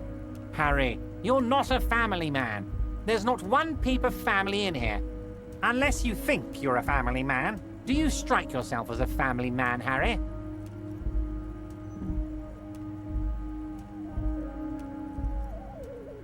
Family, Harry, is the most important thing in the world. Well, Harry, if I were to sum you up in one word, it would be apologetic. Well, you sure come off as very confident in all our interactions, Harry. You're a real man's man. He's probably just making a guess based on your recent activity in Martinez. Ah, this? My friends in your organization gave it to me, Harry. This translates into, haha, you guys are so corrupt. I find that very suspicious. May I have a look? I'm afraid this is meant for Union eyes only, Mr. Kitsuragi. I'm sure you understand. Please continue, Harry. As you look at the folder, Everard covers it with his hand and pets it. He's hiding it from you because it's not a real RCM folder. It's just another one of those brown folders you saw in the file cabinet. Okay, Harry, you got me. This is from the Census Bureau, not the RCM. Those Census Bureau people are absolutely corrupt. You should do something about them. He got the name from the Census Bureau, and everything else from your actions here in Martinez. Yes, Mr. Kitsuragi, from the Census Bureau. Like I said, now I'm actually a very busy man. So is there anything else I can do for you, Harry? That means he doesn't really know anything about you. A pity. The mystery of you will have to remain a mystery for the time being. Yes, that's what I said. Try to keep up, okay? Let's move on. Yes, your lost gun. My best men are on it.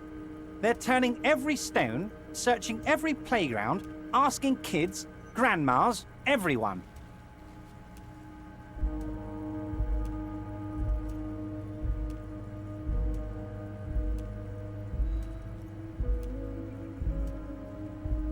Your gun will be found, Harry. Let me assure you of that. It's just a matter of time and effort. The only way to find it seems to be working with him. He might even be holding your gun hostage.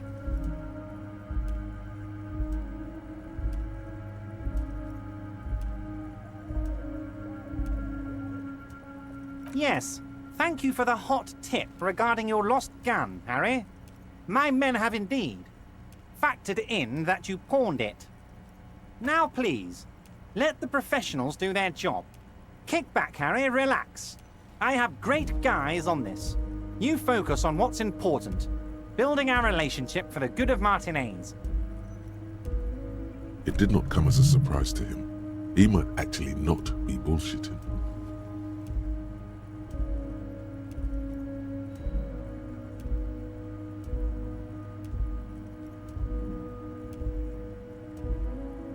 Damn it, Harry.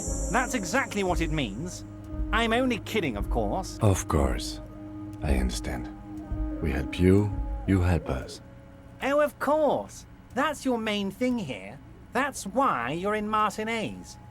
I know everything that goes on around here, and I would love to help, like I'm helping you with your lost gun. I mean, it's no secret that the lynching is connected to the strike. So much to talk about. Honestly, it's been weighing on me so heavily.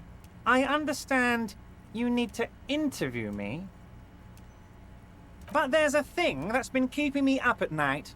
I want to talk about the hanging. I mean, if we could just calmly talk, exchange information, we could blow this thing wide open. Yes, that sounds good. Let's do that. But I can't think straight with this thing weighing on me. You're police officers, aren't you? I have a crazy idea. You guys are basically door-opening machines, incredibly talented at opening doors. And I'm sure you're going to open this one with flying colors, Harry. This really is very simple, and there's nothing shady about it. An excellent opportunity presents itself, sire. You could win the trust of the Archliar, pretend to play into his hand. Then, should you wish, bend his efforts towards your own.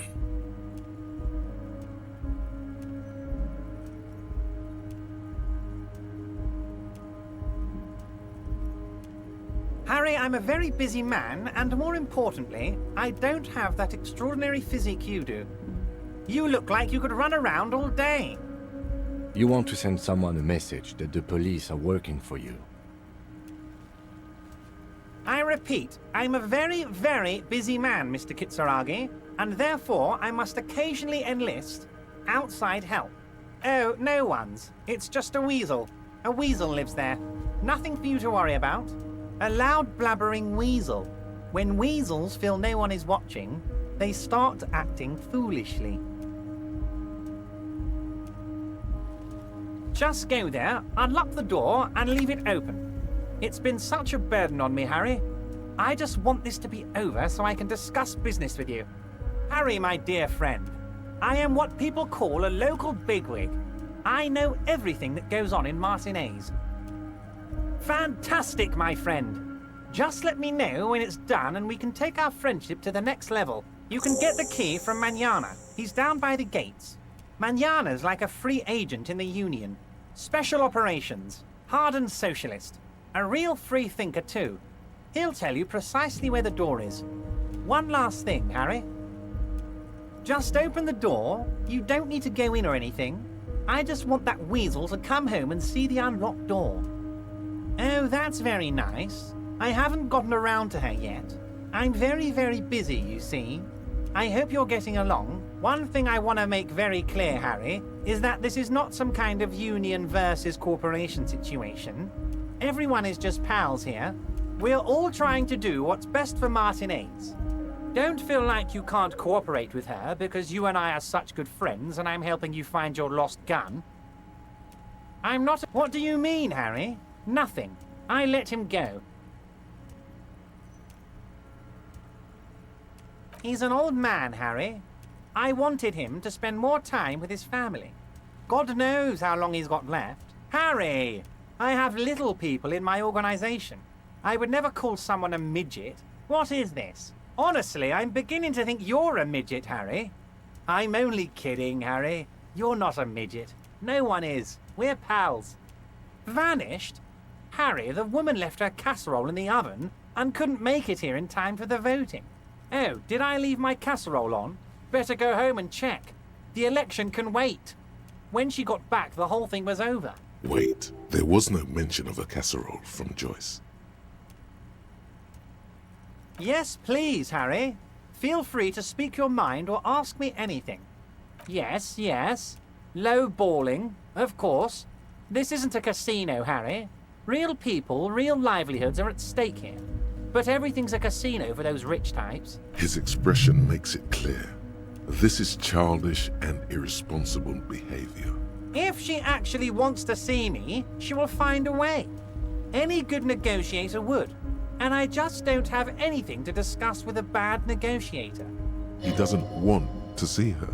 It's as simple as that. Of course, Harry. Let me just assure you one more time. It's perfectly okay to share anything we discuss here with this Joyce. This is a completely transparent organization. I have no interest in what she is doing, but I myself have nothing to hide. Your business is your business, and I respect your privacy. Just remember, none of this is secret. Tell her about all of it. My brother's picture, my singing swordfish clock. Tell her how overweight I am and how I'm helping you find your lost gum. Tell her about everything. Evrart doesn't mind. It is rather interesting to tell people things about each other, isn't it? It wasn't. See you soon. Mr. Dubois.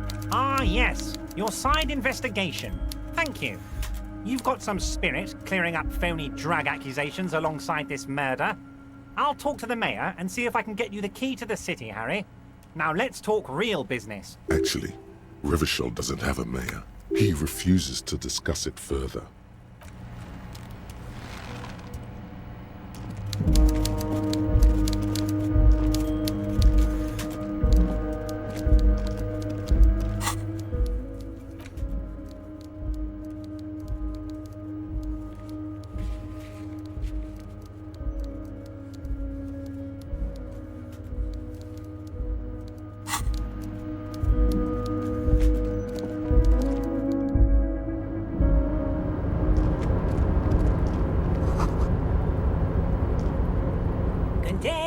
Container, I'll turn you nice and red. Container, container, put the logos on. The lyrics to this Container song are being made up as he goes along.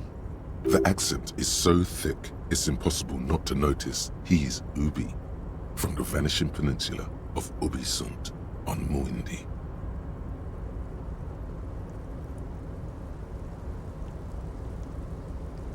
Container, container, used to be Wild Pines. Container, container, now belongs to Evrart.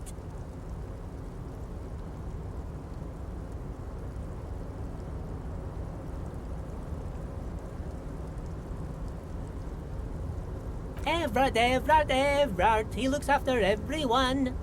Huh? Well, hey there. How can I help you, mister? I see you are not a union man, mister. Did you get lost? You're not one of them scabs, are you? I mean, I don't personally mind. Folks is just folks, you know, and folks gotta eat. Just some of the other guys don't look too kindly on the scabbing kind, if you know what I mean, mister. Oh yes, born and raised in Ariash, mister. Mum had to leave my dad after he got a bit violent. Took us here to the new world. I was about 10 then, too old to lose my accent then. People say us Ubis are up to all sorts of trouble with sheep and other animals and whatnot. I just want you to know there was never any of that where I come from. No, sir. Those are just nasty rumors. Thank you for clarifying that, sir. Oh, I'm just making some covers for them containers here. Yes, I am. Yes, I am. So it's easier for the crane operators to spot them. The containers in the yard are green in Wild Pines livery, and the mountains rising behind Leo is all red in Union colors. It's like some red infection was spreading outwards from the container yard's core. There appear to be cisterns underneath the Union container covers. Yes, they are hiding it from the inside. All the red containers have the Debarders Union logo on them. No, not really. Mr. Evrart doesn't tell me all the big things. Says I go and tell them to everyone. Oh, I don't know, mister. They say it's some chemicals. Most of them have labels on them, I think. Oh, no trouble at all, mister. No trouble at all. Oh, most of the guys are down at the gates, keeping the scabs from coming in. We're on a strike. The whole union is. You don't have to work when you're on strike. Ha! We haven't worked for 2 months now. So no one is working? Not everyone is down there, of course. Mr. Evrart is in his office, where he always is. And Jean-Luc is guarding the gate. But Titus and his boys got into some drunken trouble and Everett sent them on a nice vacation. For a week or so. Whoa, I'm not really supposed to talk about that. That's union business. Him and his boy stirred up something in town. Probably drank too much and got into a fight or something. I heard Mr. Everett telling him to take some time off. I guess the boys got a bit too rowdy and had to let out some steam. I don't really know the details. Well, that's just how boys are, you know. I haven't been in a fight since I was in middle school. Easy, Leo. Let's keep this on the heart ease. Look at him. It's not going to be anything useful anyway. Don't fight it. Better to go with the flow.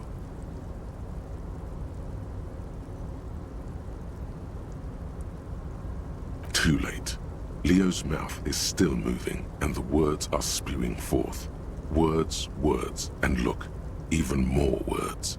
This guy could go on till the end of days. Now he's talking about some drunk sawmill owner who...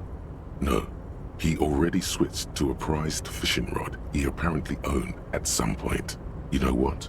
Just cut in there with your questions. Yes, yes. Everybody needs a job, and this is mine. I'm Leonard, by the way. Leonard Bellick. But everyone calls me Leo. I'm like Mr. Everett's right-hand man when Mr. Edgar is out of town. And Mr. Edgar's right-hand man when Mr. Everett is away. Actually, Miss Beaufort is the right-hand man, but she's a lady. Who is this, Miss Beaufort? A real pretty lady with a skin like those Douai Sucre candy bars my missus likes so much. Them are real nice to suckle on once the dinner is done and me and the missus sit down beside the radio. But I can't listen to the radio all the time. There's so much to do around here and I'm always busy keeping things running here. Oh, Lizzie, she is a real sharp tool. Mr. Everett put her through some fancy school and everything, east of the river. 4 years she was gone, and when she came back, she was all fancy and lawyerly. He respects that word. That's obvious. But she's a real nice girl. Grew up in this here neighborhood, knows everybody and gets along with everyone. Real pillar of the community one day, I'm sure. If me missus and me was to have a child, I'd be real happy if she turned out like her. But she can't have kids. Dr. Lemaitre said so. And she knows about such things. Been a doctor for almost 50 years, she has. Law school? Could she be talking about the union fixer, aka the gardener? Looks like it. I'm not sure what a fixer is, but she is a real nice girl. Smart as a whip, too. Telling the gardener you know her name might throw her off. Perhaps something to consider later. Oh, yes, yes. I leave all kinds of notes for myself. That old head of mine ain't so good at keeping things in no more. I almost forgot about the borscht.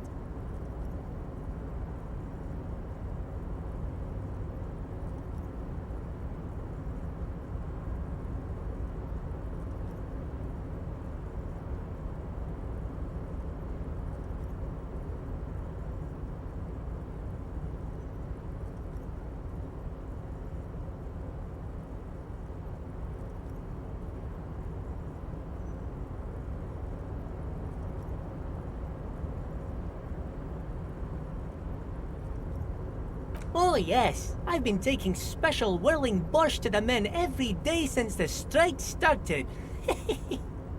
It's very, very good. Makes a man feel so warm and happy. I feel like I could take on Mr. Renadan's boar dogs every time the lunch is done. Yes, yes, I'm taking it to them. The borscht keeps them happy and in fighting spirits. Makes you all warm inside. They brew it in the whirling in rags. Oh, the whirling's cook. He makes it.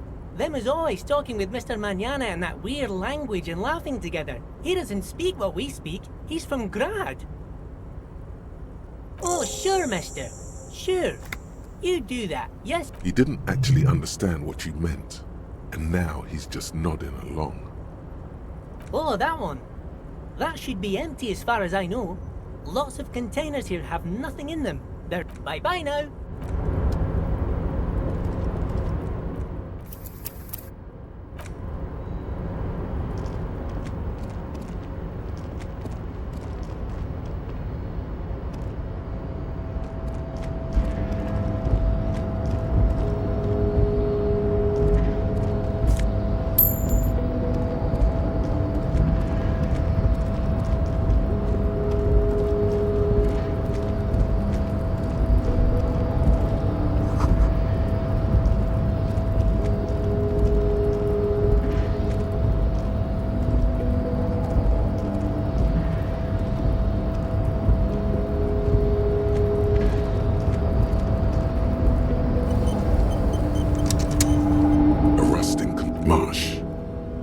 With a loud grind, the crane shifts overhead, moving a massive metal container through the air.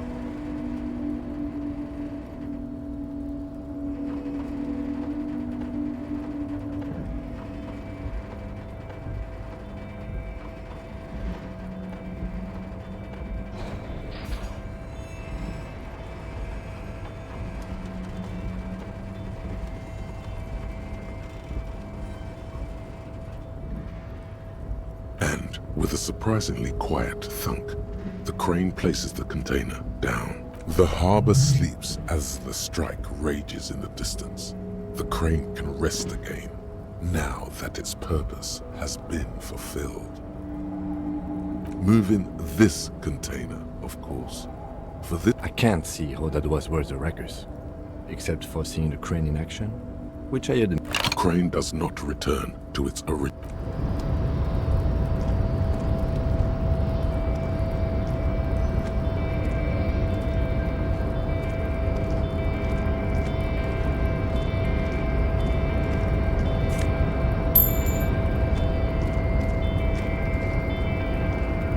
Before you stands a cargo container. You do? Because I don't. There are a million containers here. Why are you fixating on this one? There may very well be, but we are not here to look for that.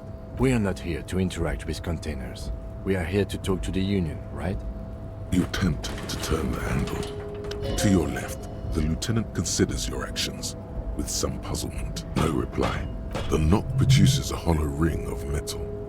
Doesn't sound like there's anything inside the container. Why are you even trying to open a door with rhetoric? Because what wasn't an option? Now is not the time to get philosophical.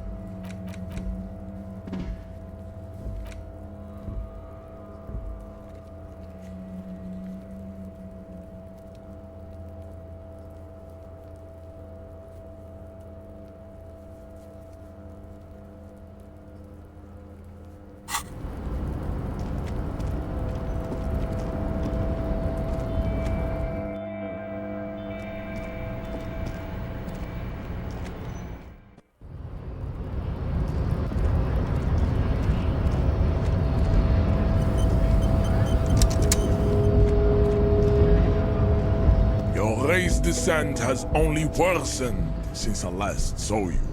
You have really...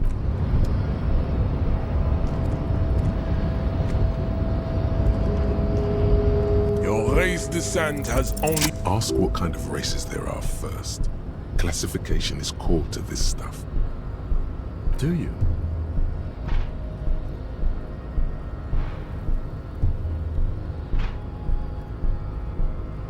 What thing? We already got in the harbor. You just want to hear about races, don't you? You are obviously a liberal, Sayerite. A polyculturalist. I can see it from your love of microtechnology and your sartorial choices. Do not deny your friend the truth you have denied yourself.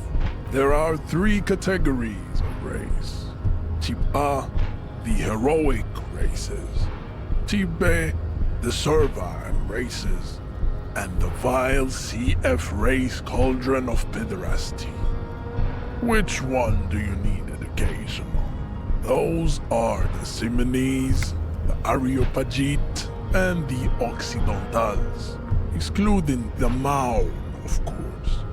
The Maun are riddled with eczema to the point where they find it impossible to smile. They are all lactose intolerant, a common result of inbreeding. A receding genetic pool has led the Maun on reprehensible street parades. In mound cities like Stadskanal and Vredefort, wearing wooden clogs on their feet and little green tassels on their hats. You know them by the names of their nation-states: the Oranese, the Gotwaldians, and the Königsteiners. My people simply call them Maun. Maun is a derogative term for First World people of Gotwaldian descent. They do not all have eczema. Also, people of Katlan, like the Suru and the Uhu, are much more lactose intolerant. In some municipalities of Oranje, people do wear shoes made of wood to street parades. Green, orange, and even yellow tassels have also been seen on hats. The Maun are proof that you can have too much Occidental racial purity and tassel-centric culture. Inbreeding has led to a lactose-intolerant subrace whom no one can take seriously.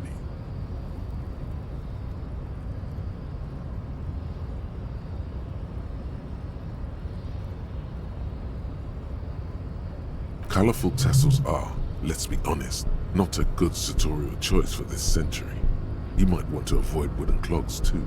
The Vespertines and Messenians of Vesper and Messina, the ancient Meteorans of Meteo by the golden Pisantic Sea, the Suren of Sur-la-Clé, and even the North Königsteiners, all have Type A race propensities. The other large Mondial civilization, the Mesk, are too yellow and oleaginous to count as a heroic race. True, they are violent and expansionist, but they have a glandular problem. Overproduction of sebum.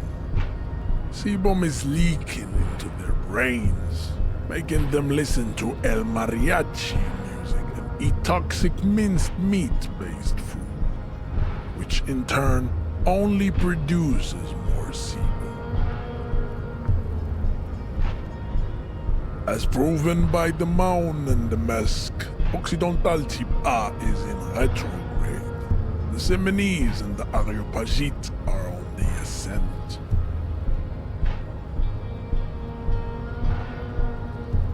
The indigenous people of this, the Insulindian archipelago, the Semenese inhabit the southern islands.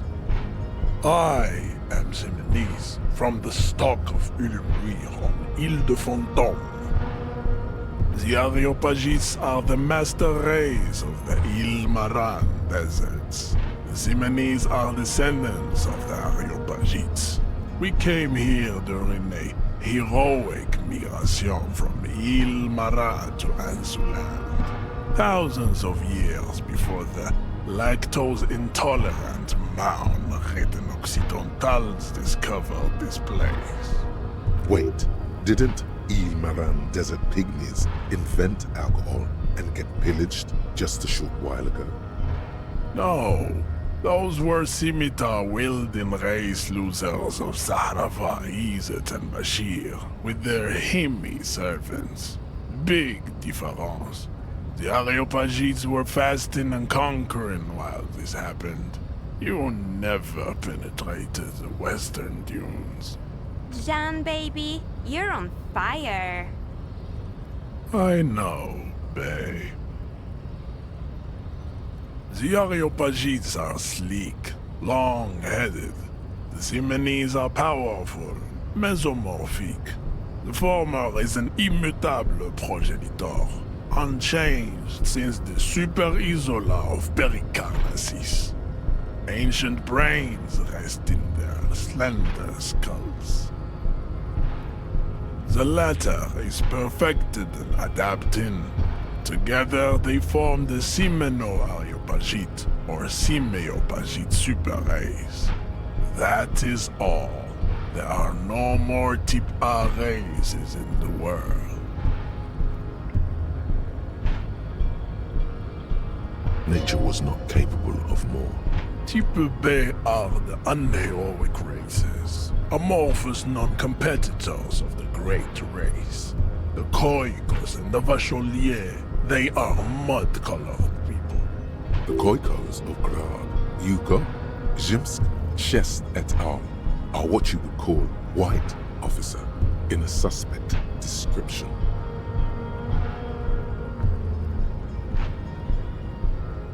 Yes.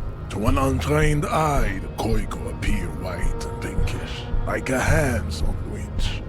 But look into their eyes and you will see.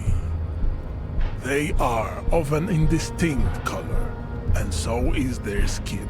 Unhealthy, muddy, and ashen.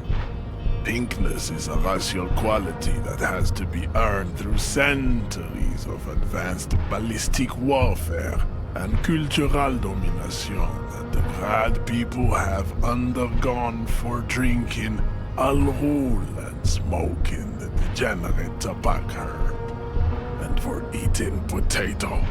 The Khoiko, the countless micronationalities of Grad, are all inexplicably obsessed with potat. The only thing they like more is dividing into microscopic ethnostates, like political amoeba. Wouldn't he be one for ethnostates? They are microscopic. The Semeno-Areopagite superstate will cover the entire remaining planetary crust, uninterrupted. From Holy Semenine to the Boreal Plateau of Katla. Its leaders will be the genetic epitome of the Simonese and Areopagite stock, elected by nature, not the base inner spoilage called demos. The Vacholians, halfway between Type A and the Racial called Ron, two mixed to know right from wrong. You tried your degenerate little revolution, which was the single greatest failure committed by humans in our 82,000-year history on this planet. Is it 82,000 years that we've been recording history? You have very little idea of what is happening, but that seems a little off.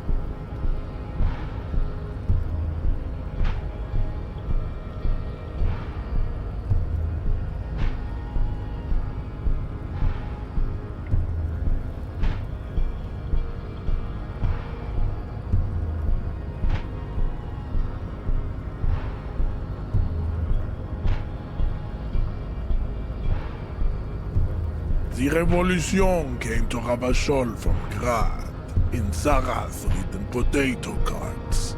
It is literally an illness, a prion disease that leaves the parietal and frontal lobe ridden with holes. A soft, sponge-like mass of dementia, hallucination, and paranoia. The revolution is fatal familial insomnia. A hereditary prion condition passed from the Khoiko to the Occidentals. Enough of Tibet mediocrity.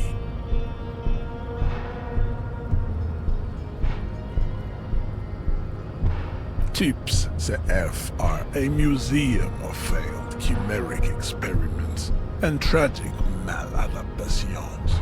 They are tortured creatures waiting to be put to sleep. Your lesser races like the Mosquito, a grotesque mixture of a masked woman and a Semenese man. Only possible if the mother is masked and the father Semenese. The other way around, they fail to produce offspring. The Mosquito is born sterile, like a donkey. All they have left is to ride customized motor carriages with hydraulic suspension, listening to aggressive El Mariachi music to vent their impotent despair. It seems unlikely that two human beings produce genetically sterile offspring.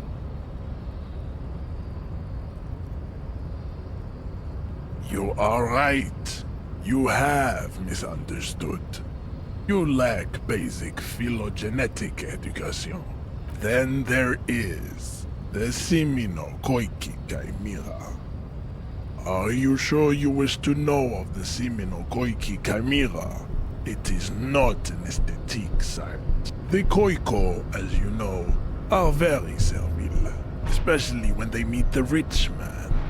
Racial scientists have toyed with the idea of crossing the Simonese with the Koiko to produce a super worker of Simonese strength and great servility. This will never happen. The Simonese and the Koiko may have similar interbreeding problems as the Mosquito. We will never know precisely. No Simonese man could maintain an erection in the suffocating potato stench of a Koiko woman, or Koika. Your eyes bounce to the young woman at his side, twirling her hair.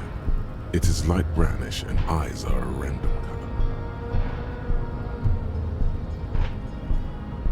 The heart that pumps the hemoglobin is mysterious, and so is its dark will. Enough of these personal matters. Have you been educated to all the Rasotype now? He does not seem angry, nor does the woman look affected. She just twirls her hair. Perhaps they've been through this and established it. You understand nothing. To solve the great race enigma, you have to first ask yourself, what is the race enigma? You have not even worded the mystery, let alone solved it.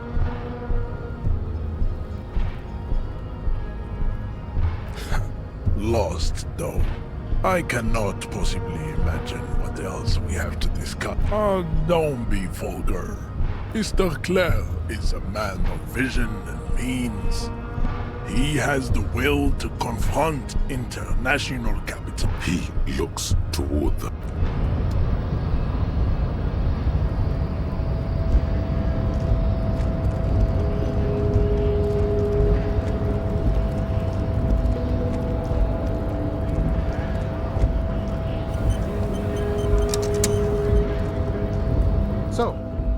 You've been in there, he means. Talked to the boss man too, probably. It's but a rest area on the path leading across open plains. Right, you talk to the boss eye to eye, like men of the plain. If you have any more questions, I'm set to talk. A key, huh? What door is this key supposed to open? Oh, say no more. I got you. I got that key right here. And let me tell you, it's mighty good of you to help us out during the strike. Working class solidarity, as they say.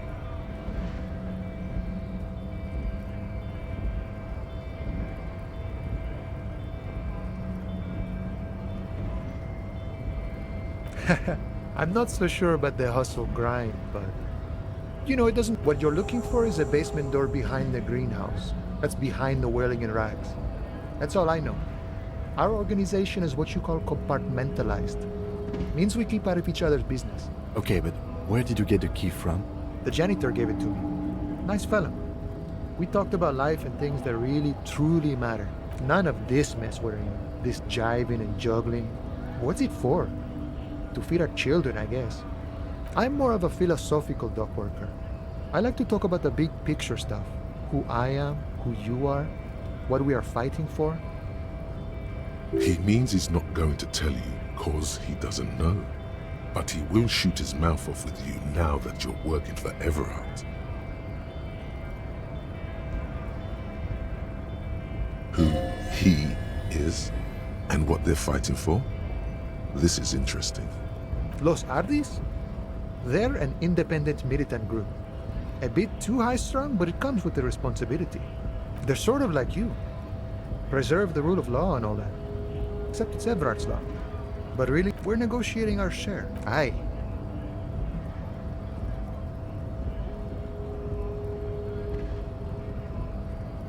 This stuff, they already covered.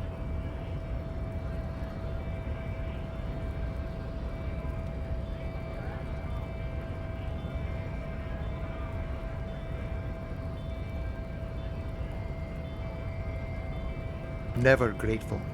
Were we ever grateful, we'd have nothing. You fight for every piece. All of it. However, right now we want all the harbor workers to be on the company's board. so they could take part in the decision-making process. This seditious talk sounds like communism. Just so we're on the same page, communism is basically wanting to kill the rich people or deporting them to a labor camp in southeast Grad. But don't say that out loud if you're a communist. I think it's best you make up your own mind now that you've met him. In my eyes, he is a capable organizer and a decent businessman.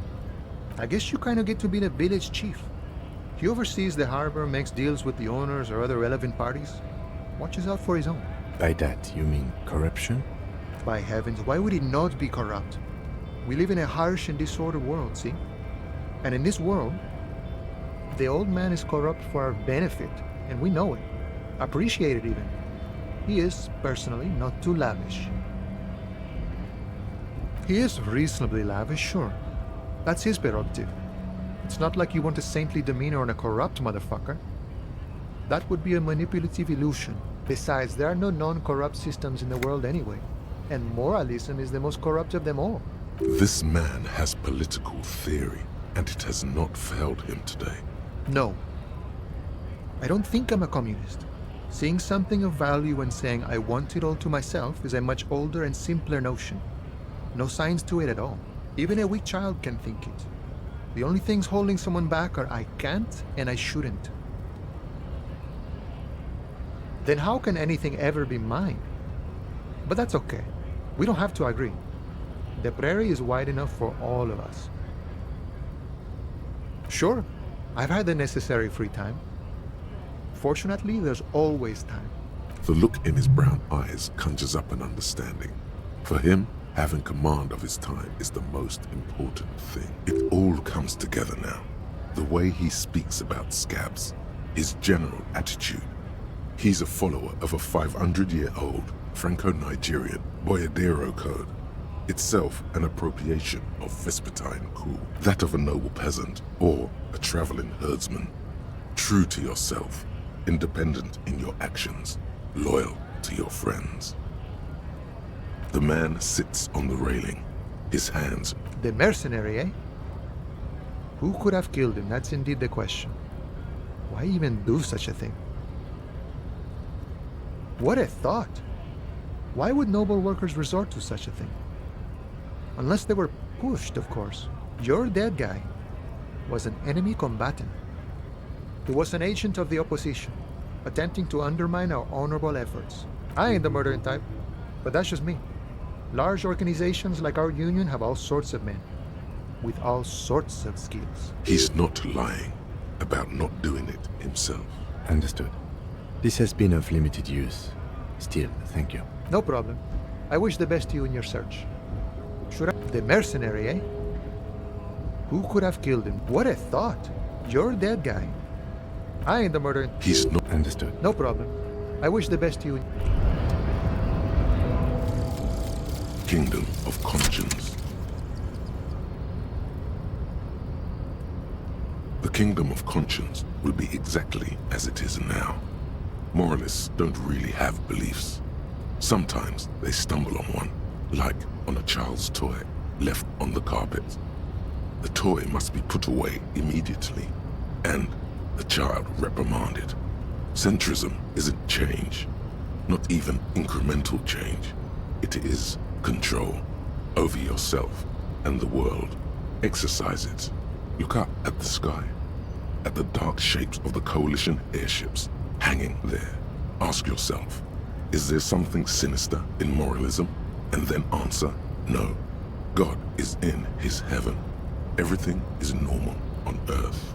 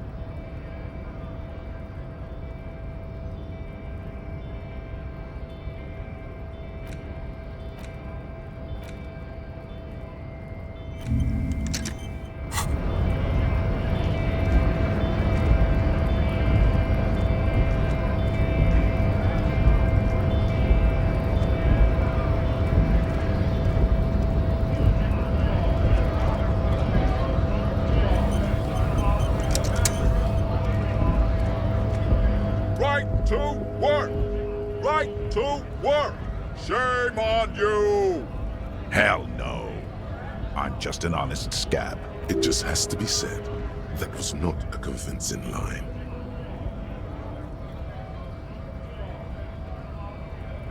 Fucking bug.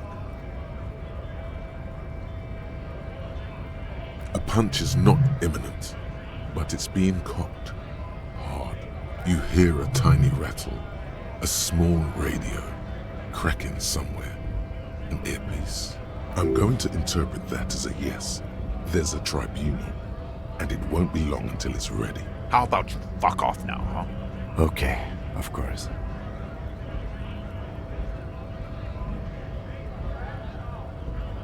Fucking loincloth. Loincloth? Now you see, that's not really what a scab would say. The man's breathing steadies, but his eyes are still narrow. Don't think so. Suddenly, this feels like a really, really bad idea.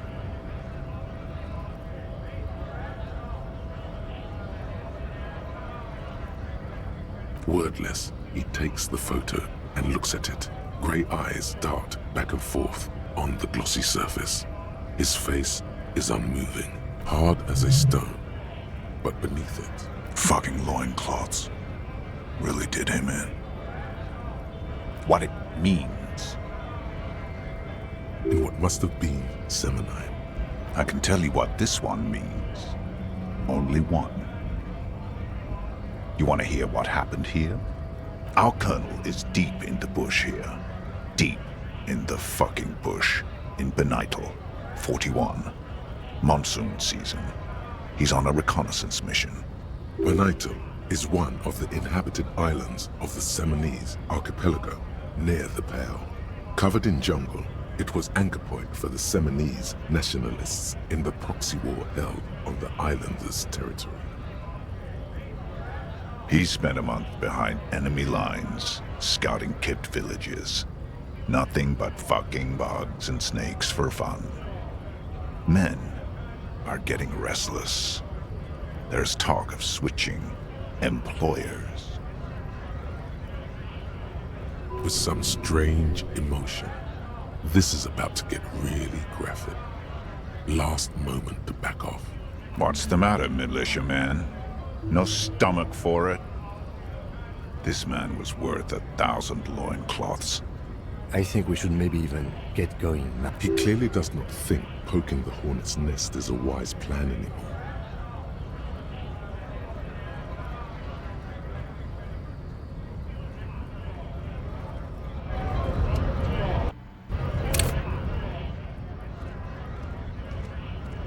Right to... Hell no. It just has to be said, that was not a convincing line. Fucking loincloth? Fucking bug. A punch is... You hear a tiny... I'm going to interpret that as a... How about you fuck? Okay. The man's breathing. Don't think. Suddenly, this feels like a really, really bad idea. Wordless, hard... Fucking loincloths. Yeah. What it means. What must... I can tell. Good choice.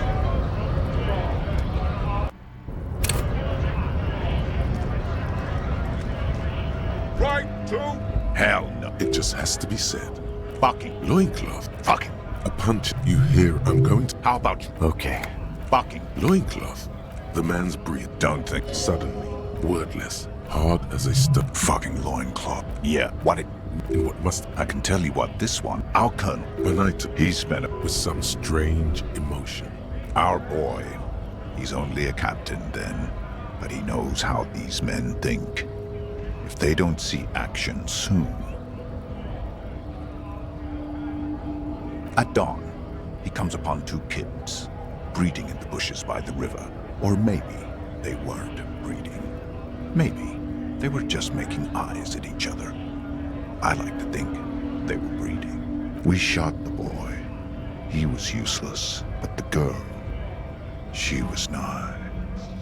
A little fat, you know, but not too old.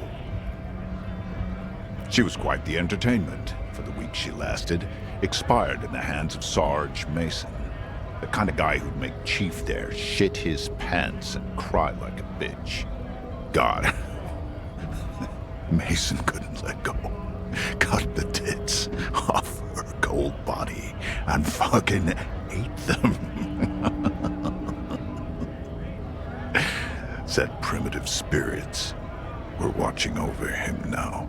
Drowned in a creek a week later. Spirits my ass. Something stirs in your stomach. There's a word on the tip of your tongue. Colorless, odorless. It's... You bet it was. It's just nature. This guy, he used to say evil is when nature and spirit meet in the wrong place. No, I was in the domain, in Jamrock, being a bouncer. Fucking mask is getting sweaty. I want to take my mask off. But... Go ahead. All right now. Free commerce! Keep the goods flowing! On the photo in your hands, the dead man's skin is studded with stars. Tens, hundreds of them, glittering his dead skin.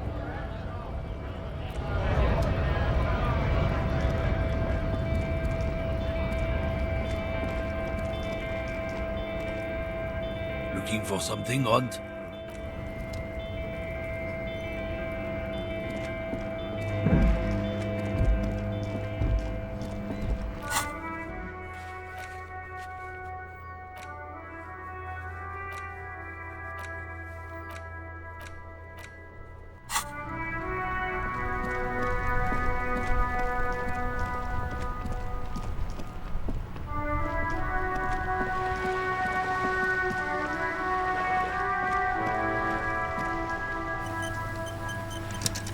Officer! Yes. The Debardeurs Union pays me to stand vigil during the night. Not out of any political allegiance, mind you.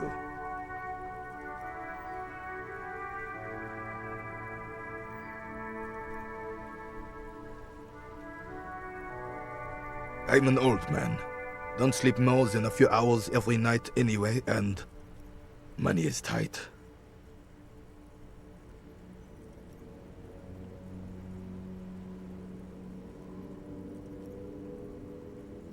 She is nobody. This is none of your concern, and I refuse to discuss my private affairs with the RCM.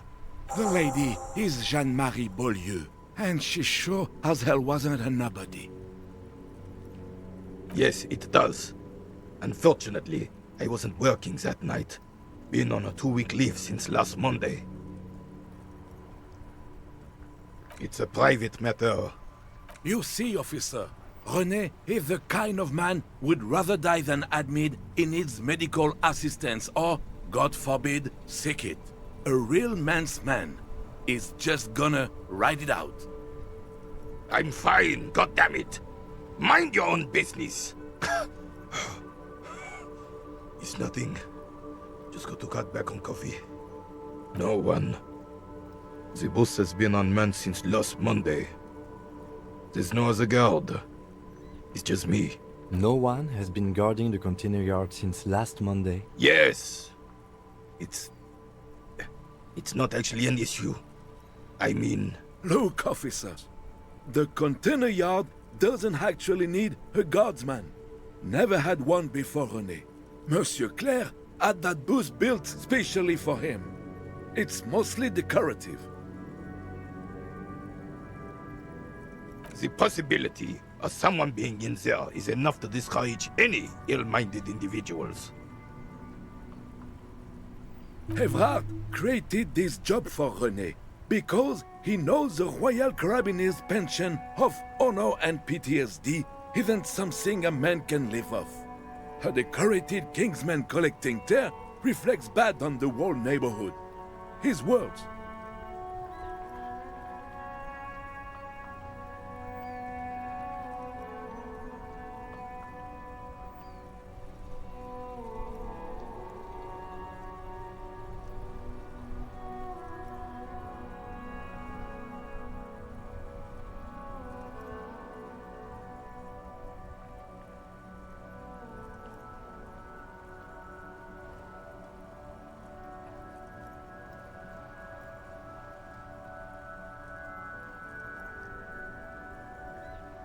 Oh, I didn't mean to imply there's something wrong with that. I do it too. Everyone does it. It's an excellent side thing. Yes, yes, yes. Can we conclude the topic of my guard boost now? He is not going to become an entrepreneur. Yes, yes. Like I said, it would be up anyway, so might as well keep an eye out.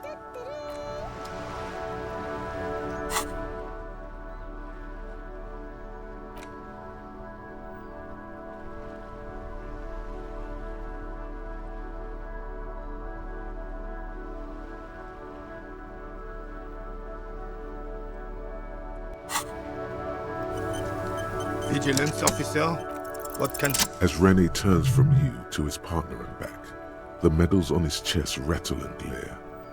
He keeps his spine straight and his ribcage lifted, displaying them proudly. 2. The larger one is shaped like a cross, while the smaller medal resembles the sun.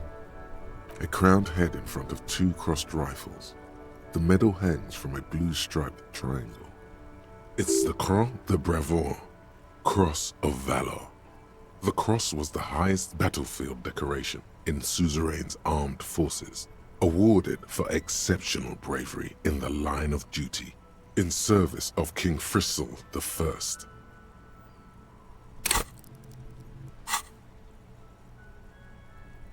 A small blue star inside an orange sun. It has the word Valiance written below.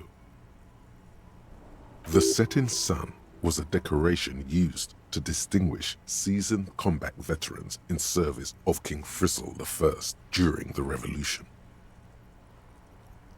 For bravery.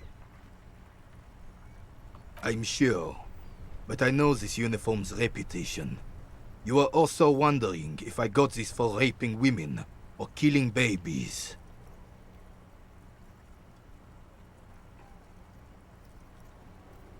Son, we should never forget our past.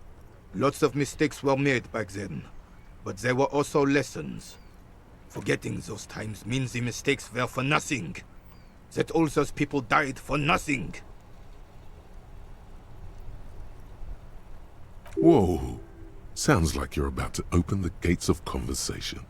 This man will literally talk your ear off if you let him wander off to memory lane.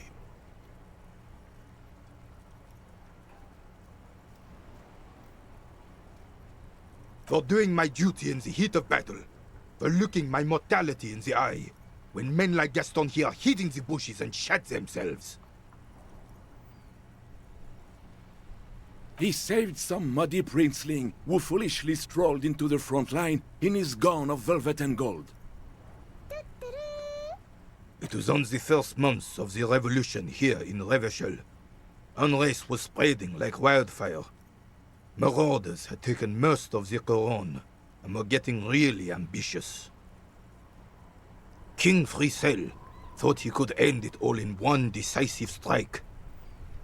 Sent his cousin, Drisson, to put an end to the unrest. Alas, the young Drisson was all piss and no vinegar, wearing a tunic of purple velvet and cockatiel feathers to battle. Even his rifle was gold-plated, shone from 5 clicks away. Can you imagine the asininity? He really despises that Drisson fellow. Purple velvet tunic. That isn't exactly camo. To keep the long and bloody story short, Drisson marched us against the partisans in Couronne. And when I say marched, I mean made us walk into captured enemy territory, single file, like toy soldiers, while he rode in front on his giant red stallion. The rebels were smart. They let us come real close before opening fire. Suffice to say, it was carnage. I got shot in the left shoulder and went down. Just a flesh wound. But just as I turned over, the prince fell into the mud next to me. He was missing his lower jaw. Then his horse, driven mad by the noise and smell of gunpowder, stepped on my leg and shattered my knee. I grabbed my sidearm and shot the beast in the head. Then everything went black. Capitaine Arnoux, le fléau des chevaux. The bane of horses. When I came to, it was all over. It was just me and Jolles Tresson, gurgling in the blood-soaked mud right next to me. The Dink had taken numerous flesh wounds and lost a lot of blood. But despite missing his jaw, he seemed hesitant to die. Tougher than he looked, that one.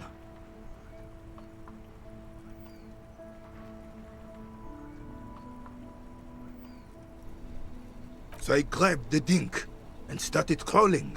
Kept going until the 59th Cavalry picked us up. Through some miracle, we both survived. And the Jolles freak convinced Frissel to give me a medal for not leaving him to die in his own blood. Piece and shit. He was the commanding officer and I was on duty. Just doing my job. Shouldn't hand out medals for that. 13 months later, I received the Sun for distinguished service. It's not worth mentioning. You sense he's downplaying it. He did a lot more than his duty. More than anyone's duty. It's in his spine, in his billowing breasts, and untarnished self-worth.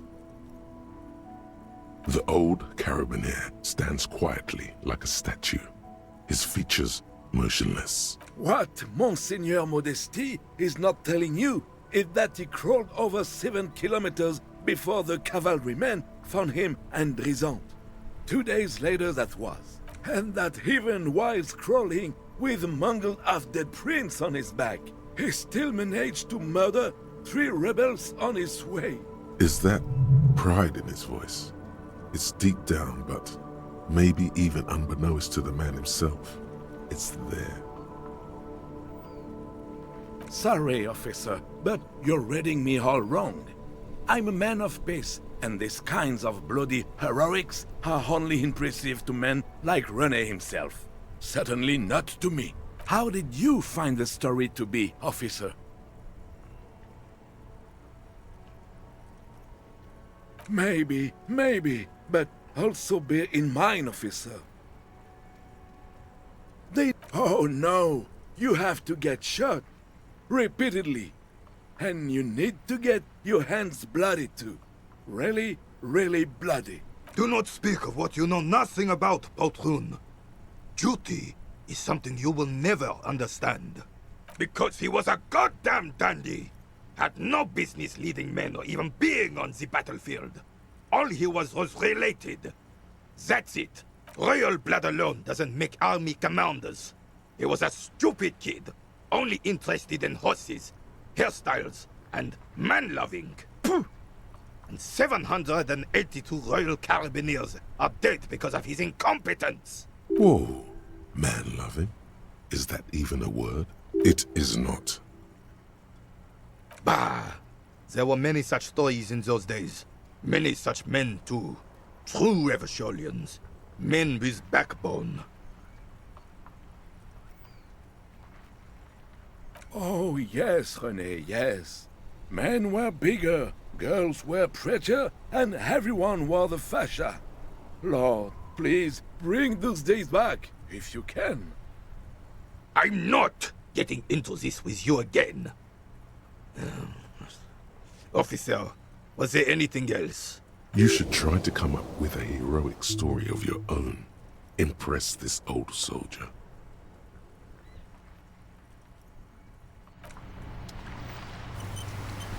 Vigilance, officer? What can this old carabinier do for you? Unfortunately, there doesn't seem to be anything worth mentioning among your achievements. But of course, sire. Vigilance, officer?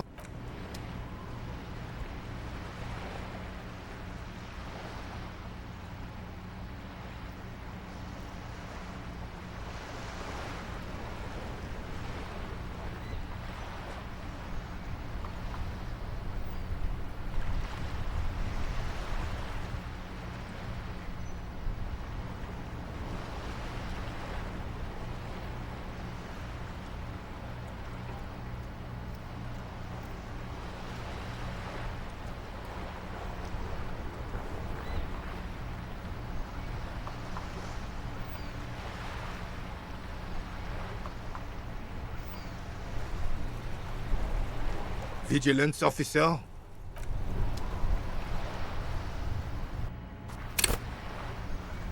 Vigilance officer? What can the...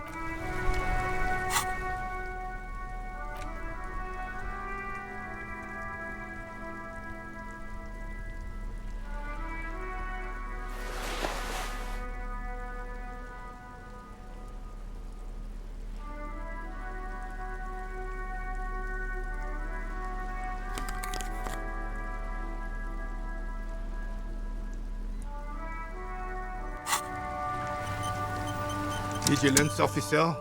What can this all tell? Go low, go deep, go unconventional. Sure, officer. Let's hear your take. I'm not following you. He'll get it. Don't worry. Just continue. He's gonna be impressed.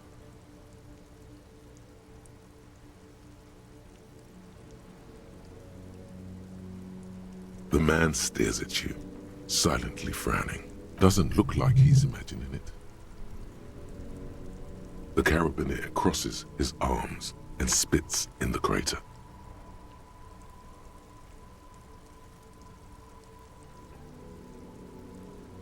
You're talking about getting blackout shit-faced drunk and going into delirium, right? The lieutenant looks up from his notes and nods to the old carabiner.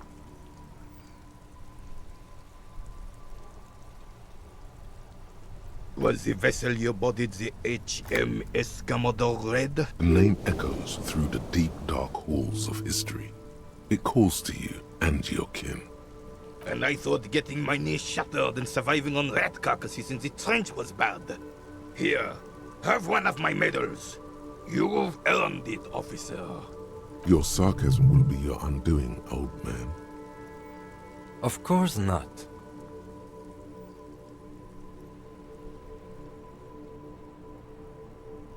Can we get back to our game now? He mumbled. You certainly had me fooled.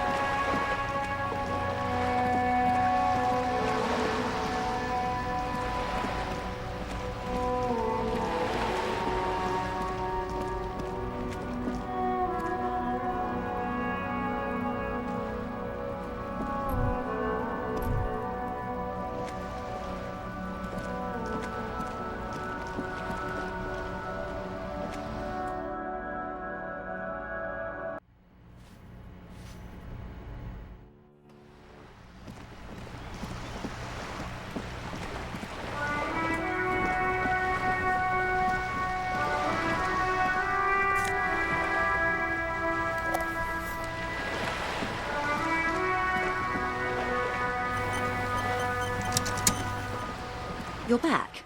Good. What can I help you with? Of course. Excuse my hesitation before. For about half a minute, in silence, she wears fingerless gloves. Her fingernails are cut short and fractured, like those of a working woman. It was taken with a Trigat not long ago. This is the man's upper body. There were no more markings on his hands or legs. Her mouth is relaxed. The accordion lines near her mouth vanish. The pearls of her eyes move slowly on the photo's surface. Sorry. I was trying to see if I can read the web of interdependencies between these points. The stars. I can't. But that's how you read this story. The points themselves don't have letters, numbers, anything. Their size, location on the body, and distance from each other tells you what they represent. Close. Port cities. This is an Oronese map of the waterways. A sailor's tattoo worn by wayfarers of the Dolorian century. Over 300 years ago, the sailors would mark their bodies to map their travels. The sailor's soul would use it to fly back home if they should die abroad. This is a sort of contraption to be reeled back in by. The silver cord, they would call it. The sailor's soul would use it to fly back home if they should die abroad. This is a sort of contraption to be reeled back in by. Quite a few. Vredefort, the Oranese capital, traditionally stands on the right shoulder. He started somewhere near here, I think. What next? Then he made his way to the Pretto Grande, through what I think must be the Stutz Canal, an artificial channel through the Occident. From the Pretto, he sailed to the Insulindic Ocean, first the Semines Islands, then this, Revachol. Those are the two constants, Vredefort on the shoulder, and Revachol in the heart. They started the tradition of these maps right after the discovery of Insulinde, at the dawn of the Interinsulary Age.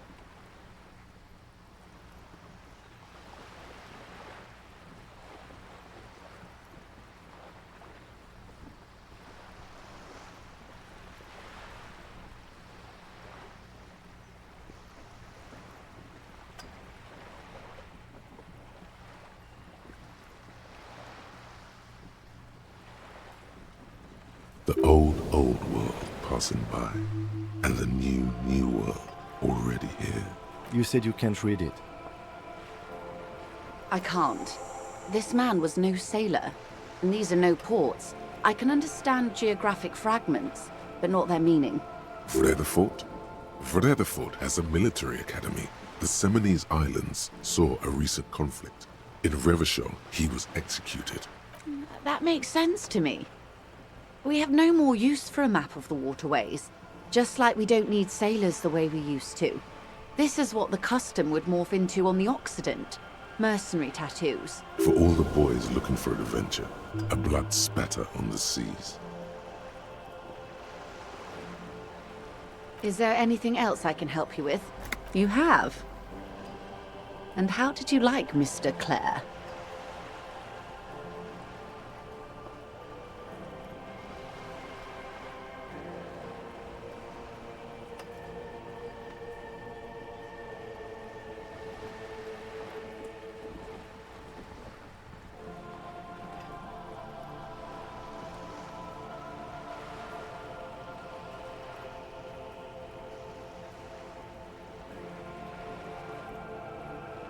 Oh, come on now.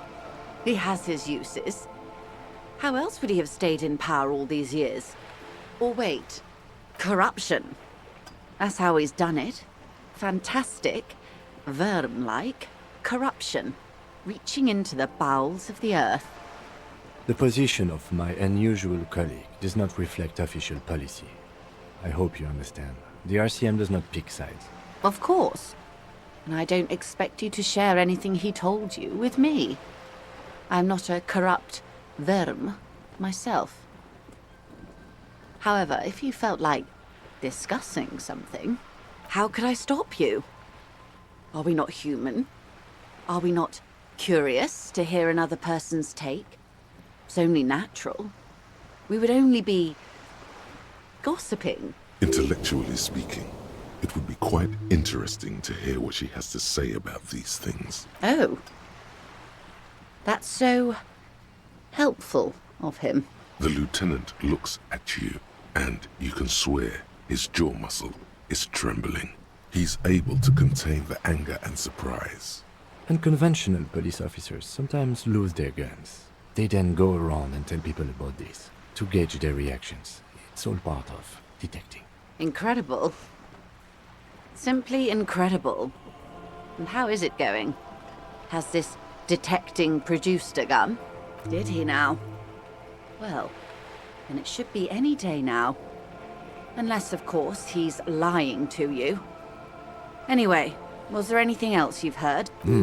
Perhaps he is. Of course, Detective. Until then, is there anything I can help you with?